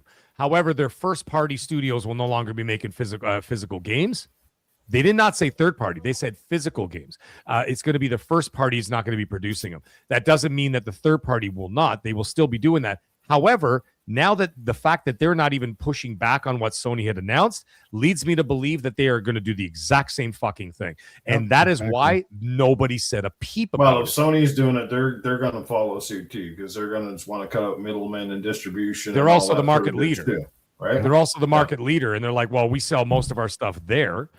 So we're just going to do that. And it's better for them financially. Now, Jez Corden also had an article, I think it was earlier today, this morning, where he actually talked about how the components for the disk drives are actually in short supply now. And the reason why they're in short supply is because there's no demand. And so a lot of the companies folded. And so now it's even harder to get a disk drive. This is all by design. If you can't see this, I don't know what to tell you. This is all by design. It's done on purpose, and it's doing it to squeeze you out of the physical market. That is exactly what it is. And what they do is that they literally mold customer behavior. They've been doing it for decades, and people just didn't realize it. For example, when you have VHS tapes, you still have your VHSs, right? Walls of them, right? On the shelf and everything else. But you know what they did to stop it? They stopped making VHS machines. Yep. It wasn't the VHS tapes. They stopped making the machines. So you couldn't buy a fucking machine to play them on. Yep. They did it with 8-track. They did it with cassettes. They did it with vinyl. They stopped making turntables. They stopped making VHS machines, beta machines. Then they stopped making Blu-rays and DVD machines. Where can you buy a DVD player now besides like a secondhand store? Can you walk into Best Buy and say, hi, give me your best Blu-ray? They'd be like, what the fuck is that? The only place that you could get that is on your fucking PS5. Yeah. Right? They stopped making the machines, so they're squeezing you out of the market and moving you to the next thing. Cars, same thing.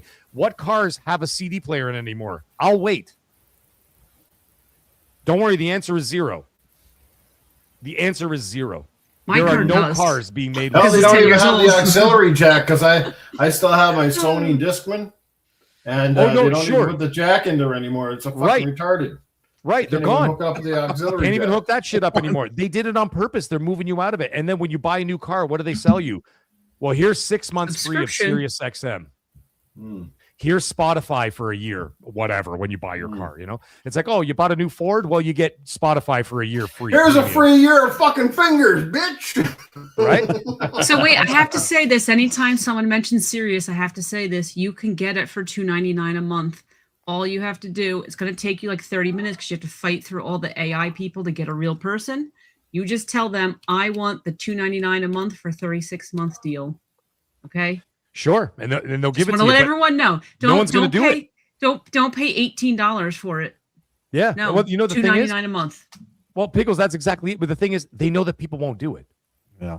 They know that people are not going to be like, fuck that. That sounds like a hassle. It is. So they just don't bother. I told my coworker, and I know she never. I know that she didn't call, and I know that she pays like $11 a month or something. It's something. It's like a weird number, and it's like, dude, you could be paying $3. What is wrong with you? Yeah. But this is what they do. They mold our behaviors. Yep. And they do it by design, and they squeeze you out of it. And that's all they do it. That's all they do. And it's nice to say don't support it, right? Like all these people now who are like, well, I want physical and I'm going to support physical. Well, you can't get away with it because guess what? You want to play GTA? What are you going to do? You have no choice. So now, for example, now fast forward to what I was saying 2 years from now, let's say, okay, or a year and a half from now, when the big companies stop making physical games, you bought that external hard disk drive and you put it on your Helix or you put it on your PS6, whatever you end up buying, or both, right? Well, what are you going to buy when they're not making them anymore? So the point is, it's for now and before. That's the whole point I was trying to make. It's for now and before. So what Xbox is doing is a great thing, because they're setting you up for an all-digital future, because they know that the Helix is not coming with that drive. So you have all those boxes behind you on the shelf, and they're like, start bringing them over to physical, folks, because they're literally telling you with a big neon sign without actually saying it. It's like that Helix is going to be digital, so that at least you got those boxes behind you. Now you can play them on your Helix, which is great for game preservation. So they're doing the right thing in that respect. And it's better than what Sony's doing, because Sony has been doing nothing. And even if they have a plan, their problem is they haven't said what their plan is. All they said was like, yeah, no more physical. And then some broad came out like a month later, and she's like, we had a careful consideration about that's it. But they didn't say anything else. It's like, what's your fucking plan? But they're not saying anything. But at least yeah, exactly. Like at least Xbox said, hey, this is what we're doing. So they gave you an olive branch, and that's a great thing. I think that's a wonderful thing, and so that's good. But for the future, don't bank on it, because I've seen people on Twitter going, they're saving physical. I'm like, no, they're fucking not. Accepting the digital future, you know me, like I'm the last one kicking and screaming, right? Absolutely. But the thing that's going to have to change, and I don't know who starts it, is that for me to fully invest in digital, I need some assurances that when I'm paying for this fucking game, you don't have the right to take it off your server, and I have no access to it anymore. So the Anthem bullshit needs to stop. Oh, we're shutting it down. No, if I'm paying for that game, I damn well be able to play it, whether it's 2 years, 5 years, or 10 years down the road. They need to have some assurance that what I paid for is still there for me to access, no matter what. So like you said, whether that means they have to keep an offline server so you can play it with your friends or some shit, right. I don't know. But it can't just be beer coasters or just wasted digital space, or they need to come up with a thing where if you're going to shut it down, you have to refund all your fans the fucking money. That's the thing, Newf, and that's the thing the real battle is not physical.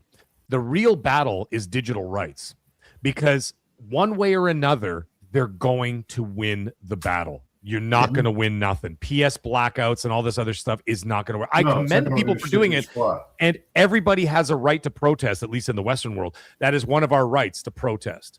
And I'm fully on board with it. I'm like, yeah, you guys go do your thing, man, and like I will support you 100%. However, they're going to squeeze you out eventually, and it's going to be within the next year and a half to 2 years. By next generation, 100%, all these companies are going to squeeze you out of physical, and that's just the reality. So what we have to do is now turn face and face the real battle. You know, like in the Return of the King, when fucking King Theoden comes flying into Minas Tirith, and like he's saving like the, you know, whatever on the horses and all that shit, and then they're fighting and they defeat all the orcs, and then they're standing in front of it, and then all of a sudden they look over to the left, and then all of a sudden all the elephants are coming. And they're like, reform the line. You need to reform. You called all those other people nerds. Hey, man. I'm a nerd, but I'll fuck shit up if I have to. But anyways, the point is this, is that's exactly what that is. Instead of just saying, well, we saved Minas Tirith, and then you turn around, you see all those elephants coming at you. They're like, reform the line. That's the real battle, not what you just did. It's the real battle is digital rights for the future, where they have to improve on their refund policies. They have to improve on ownership, and they can't just turn flick a switch and you have access to nothing. Those are things that have to change. And our only chance of that is Europe, because Europe is the place where they're the ones setting laws and setting rules about, if you want to sell to the European Union, you have to have a USB-C. We're not letting you put any other ports here, right? Like, I feel like the European Union is our best chance at getting any sort of digital laws that we need, because the US certainly ain't going to do it.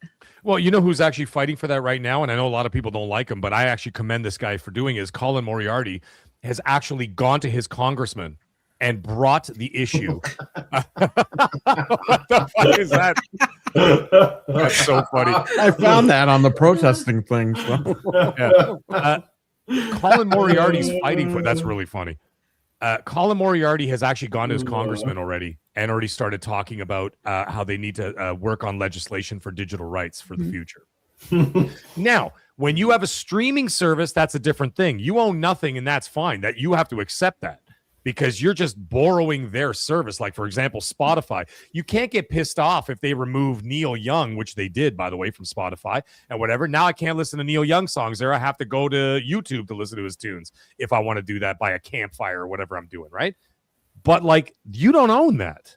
No. Right? You're just paying them a subscription service to be able to utilize that. The other thing is, like, if you look at, for example, what Xbox is doing, they've been conditioning customers for the last 10 years to utilize Game Pass. They're the first person to do it. Yes. So they've been conditioning, not us graybeards who've been gaming for decades, the newer customers in Xbox who've been there for the last 10 years. I would imagine their games and apps library probably looks pretty sparse because they've been using Game Pass a lot or whatever, and they don't own a lot of games.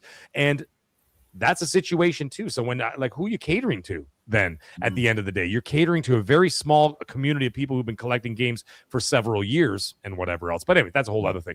Back to this whole digital thing. We need to have more digital rights. That's what's important. Digital rights, yes.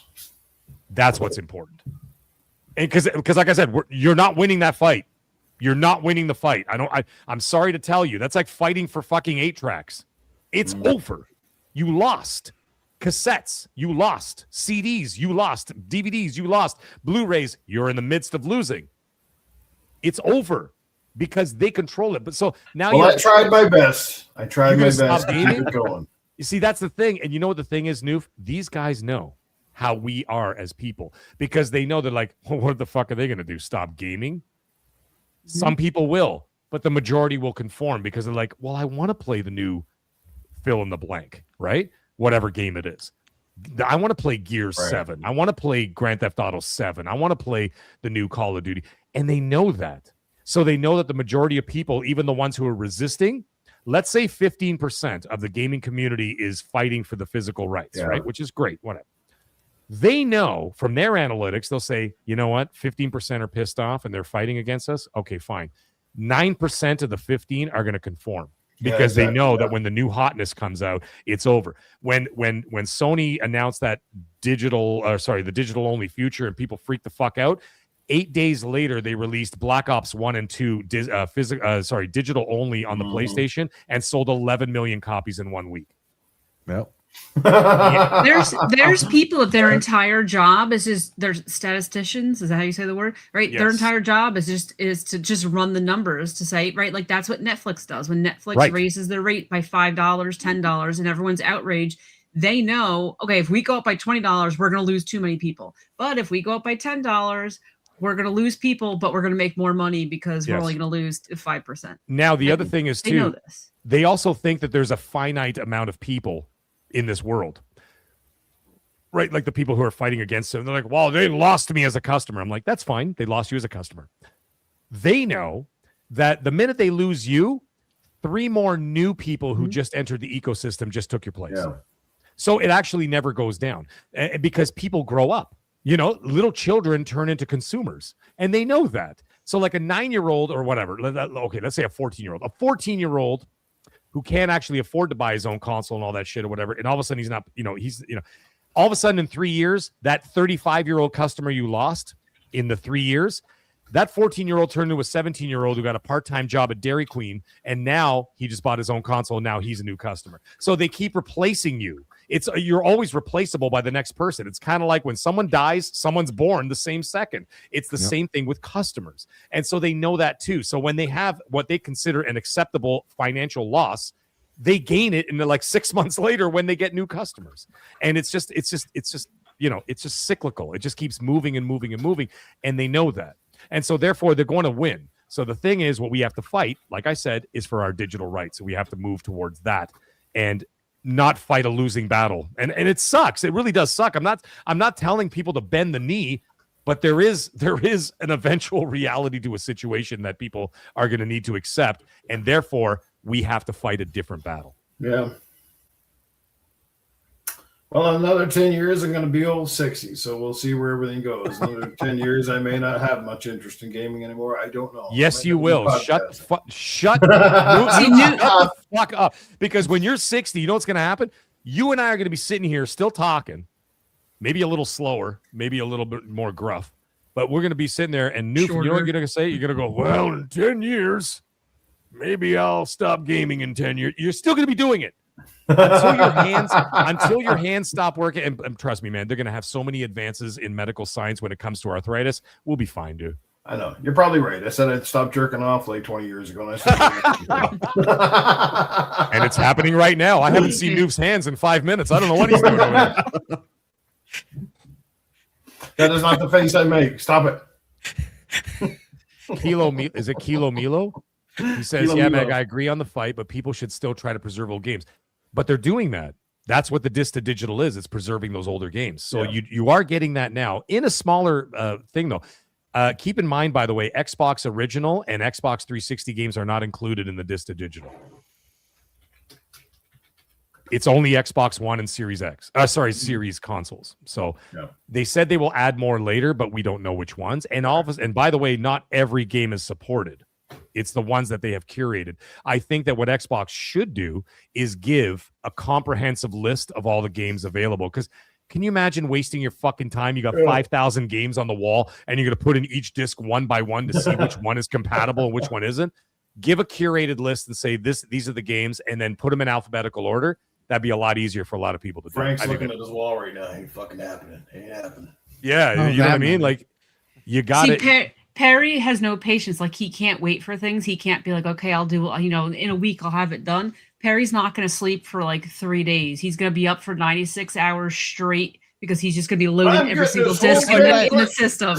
That's what I do with the Polymega. I had all these PlayStation 1 games. Over 400 I kept telling discs. him, like, dude, you could wait. No.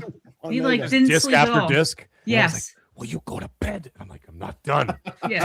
Disc 1, not supported, not supported, not supported. Yeah. And then he's going to be raging. I'm just going to hear him like pounding on the desk from the other room. See, for me, physical was never a thing because even when I bought physical, which was, a thing up until the tail end of Xbox One, PS4 era, is that I would have a little tower right next to my TV, right, with the games. And whenever I finished 3 or 4 games, I would take those 3 or 4 games, go to GameStop, trade them in, and get 2 more games for free, right? And so I play those 2 games, and then I would build up my catalog again to have 5 or 6 games to trade in or whatever, anywhere from 3 to 5 games. And as soon as I was done with all them, I would take them, go back to GameStop, trade them in, get 2 more games for free, and on and on and on. And I used to support myself through all that because gaming is expensive. And in those days, I did not have expendable income like I do now. And so therefore it was more difficult. And so we were doing that anyways. So in a way, we were giving up our ownership of games all along with that trade-in culture that was created with GameStop and EB Games. Yep. So they've kind of conditioned us anyway to kind of give it up. And now I don't give a shit. Like I played Black Flag. I got the platinum trophy. As soon as I got the platinum and it popped, guess what? I erased it right off the hard drive. I'll never play it again. I'm done. 72 hours. I got more than enough enjoyment, and I have no desire to revisit it. Done. I move on to the next one. And to the next one. So when it comes to that digital ownership, for me personally, I don't really care because I'm going to keep moving forward with all the new products that come out. And when I play a game, I don't just fuck around with a game for like 5 hours and be like, yeah, I'm done. Like, I put in major time into them. So, by the way, I'm playing that new Plague Tale Resonance on Game Pass right now. It is really fucking good. They put that on Game Pass? It's on Game Pass, bro. It's on Game Pass right now. Plague Tale Resonance. Ultimate, obviously. Yes, it's on Ultimate. Yeah. Yes. It's a mixture of like a little bit of like the Tomb Raider, sort of like a old ruins exploration kind of thing, and that wonder and sense of discovery with a little bit of like a God of War / Assassin's Creed combat. It's wonderful. It's wonderful. I'm really enjoying the hell out of it. I'm halfway through the game. Great game. Yeah, it looks really good. Graphics are really good. Yeah, it's good, man. It's really good. Yeah, so I just thought I'd point that out. Studio. Yeah. Hey, Ryan, how's it going? Weren't you in Crossfire earlier tonight? He was. He's back for more. All right. Well, any last thoughts from anyone, Frank? Any last thoughts on anything here? I'm going to kind of wrap this show up. I kept you guys a lot longer than I intended to. It's supposed to be a short show, but I knew some good topics here, and I couldn't wait to dive into it and talk about them with all you guys. So thank you so much for being here. Greatly appreciated. So any last thoughts on it from anybody before we wrap it up? There are no thoughts in any of our heads right now. I got two thoughts, closing each eye. Yeah, we can tell you're starting to go bag up there. All right, everybody, we're going to get out of here. Obviously, crazy about gaming on Sunday morning. Look forward to seeing you there at 10 a.m. Eastern, 8 a.m. Mountain Time. Should be a good show with me and Pudsey. And as always, you can catch these fine folks on a lot of their shows. Plus, we're going to be doing a little community game night this Sunday. We're going to try jumping in probably to some Mario Kart World on the Switch too, and we'll probably try to play a little bit of the Modern Warfare beta over on the Switch. Just want to see how it runs and how things go on that platform before I kind of write it off or see if it's worth investing. I might double dip if I like it enough, and if not, it'll just be on the Xbox. But we're going to get everybody out. Anybody have any closing remarks? Let people know where they can find your channels if they're not acquainted with you already. I think most people are, but go ahead. Harry, Piggles, Fazal. Go ahead, Frank. Well, you can find me and Perry every Wednesday night on the Game Complainers podcast between 9:30 and 10 p.m. Eastern. And it's me, Perry, Anthony, and Fred. And then Piggles, you want to go ahead? You can't find me anywhere. I've been working so much. I haven't been streaming games. Sunday nights I'm Majestic Mayhem with Death Dealer, and then I just pop in randomly. People want to talk to me, so I just come in. I'm around playing games with Perry and Frank. Just warning you, she'll kick her ass on Mario Kart, by the way. I will.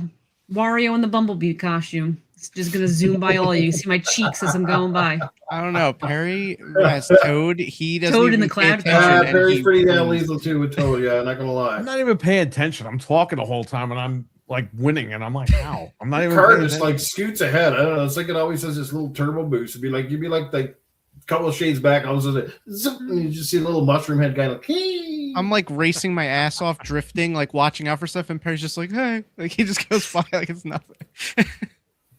And obviously, guys, you know to find Meg, who's been a very busy guy when it comes to podcasting, streaming, and gaming over the last little while. But you can definitely find him on a big show Monday nights with a pretty popular YouTuber. Good, Meg. He's all right. Yeah, Cold Eastwood. Yeah, he's all right, I guess. I mean, I tolerate him as much as I can. Yeah, we do XNC on Mondays. Magcast is Tuesday nights. Although lately it's been sort of all over the place because I've been away on vacation and all that. But yeah, we'll get back to our regular schedule. Tuesday nights, 8:30. And then Friday Night Live. I always do Friday Night Live where I stream games and whatever, talk and all that jazz. We will be doing that tomorrow night. And actually, it's going to be a family affair tomorrow night. It's going to be myself, my wife, and my son. We're all going to be streaming Modern Warfare 4 tomorrow. And I'm opening up 3 spots for maggots, whoever wants to jump in and have our six-person squad. So we'll be doing that tomorrow night. And then I'm doing a guest spot tomorrow with Ginger Prime and Reforge Gaming at 1 p.m. on the gaming, I think it's called the Gamer Circle or something like that. I'll be doing a guest spot on that show tomorrow at 1 p.m. And then I think I'm launching another video sometime during the weekend doing a recap of like everything that's happened at Gamescom. So I'll be doing all that. And then I dropped a video earlier today. What the hell was I talking about today? I mean, I did the Grand Theft Auto reveal. That was awesome. Right. And we had a shit ton of people come out to that. I was shocked, but when I got off the air and I saw that and I was like, oh, we had thousands of people. That was kind of funny. And then actually today's video, I did an Xbox Dicks. Oh my God. Brilliant. That's for the future of Xbox. Now you know what thoughts are going through Mag's head. Xbox Wiener, Dicks wiener, to digital. wiener. Yeah, Dicks to digital. I did an Xbox Dicks to digital today video and actually did really, really well. Way better than I thought. And I put the whole story. So I gave the whole breakdown of what it does and everything else. So yeah, actually I'm looking at it now and I'm really shocked by that. But anyways, it was a great day. So a lot of that. And of course, like tomorrow I'll be back on doing 2 shows. And then the weekend I'll be doing a Gamescom video. So yeah, very busy cat. Yeah, that's how it goes, man. Indeed. Well, thanks. Wouldn't for that be coming up and amazing doing if this you here, do Meg. get It's always into good to see you, bro. Gamescom and you go up to Asha and you ask her about Dicks to Digital? That would be amazing. Well, I mean, if I see her in Like- Toronto, I will 100% ask her about Dicks to Digital. And then I would imagine 30 minutes later, her and I will be going out for drinks. She'd So, probably be like, I think that was the program. Oh that God, I Phil thought was he'd working- never I think asked that was me. the Thank program God. that Phil was working on. Pretty sure it'll be like Fresh Prince where you'll just be yeeted out of the Yeah. place, but that's fine. Let me tell you something, man. She's really fucking cute. I mean, when I talk to her, I mean, first of all, she's tiny. She's literally a hobbit. Yeah. And her hand is like this big. So when I shook her hand, it was like 2 of my fingers were shaking her whole hand. And I'm like, she's so cute. She's like a little chihuahua. Can I take her home? And and then security whisked her off, and that was it. She was And gone. you're like, okay, hey, let's talk dicks. Yeah. Hey, Ashley, want to talk dicks? All of a sudden, the next thing I know, I wake up in the alley because the security's beating the shit out of me. But yeah, Aaron Greenberg's stomping me like Robert De Niro. You know, Larry Herb waking up with his white gloves. yeah, with his white Wake up, gloves man. on. I got blood on my white gloves, you little bitch. Slapping me in the face. Yeah. I would not be saying any of that to her, but hopefully, no, she'll be there. So, but hopefully we can get in, but we'll talk about that more later. Nice. But anyways, all right, boys. have a great night, everyone. We'll talk to you guys soon. Everybody catch us soon. Thanks for everybody in the chat for being here. You guys are magnificent. Yes, I had to use that awesome line. Yes, thanks for being here. And again, thanks to my amazing people, friends. I call them friends now. They're not just panel members and guests. They're my friends, my family. And looking forward to seeing you all pretty soon here. We'll keep you updated on what happens in Niagara, and should be a good time. If all of us get together, I guarantee you it's going to be a whirlwind adventure. We're doing it. One way or another, we're doing it. So there it is. That's how you get Newf on Ultimate. There's That's that an Dick's. that's an old meme, by the way. That's from like almost 10 years ago. Well, ladies and gentlemen, Dick's to Digital is actually confirmed now. Yeah. There you go. Get that Game Pass Ultimate subscription. There you go. The costs aren't the only things going up. Yeah. Have a good night, everybody. See you All right, all. good night, everyone. Take care. Good night. Peace. Bye-bye.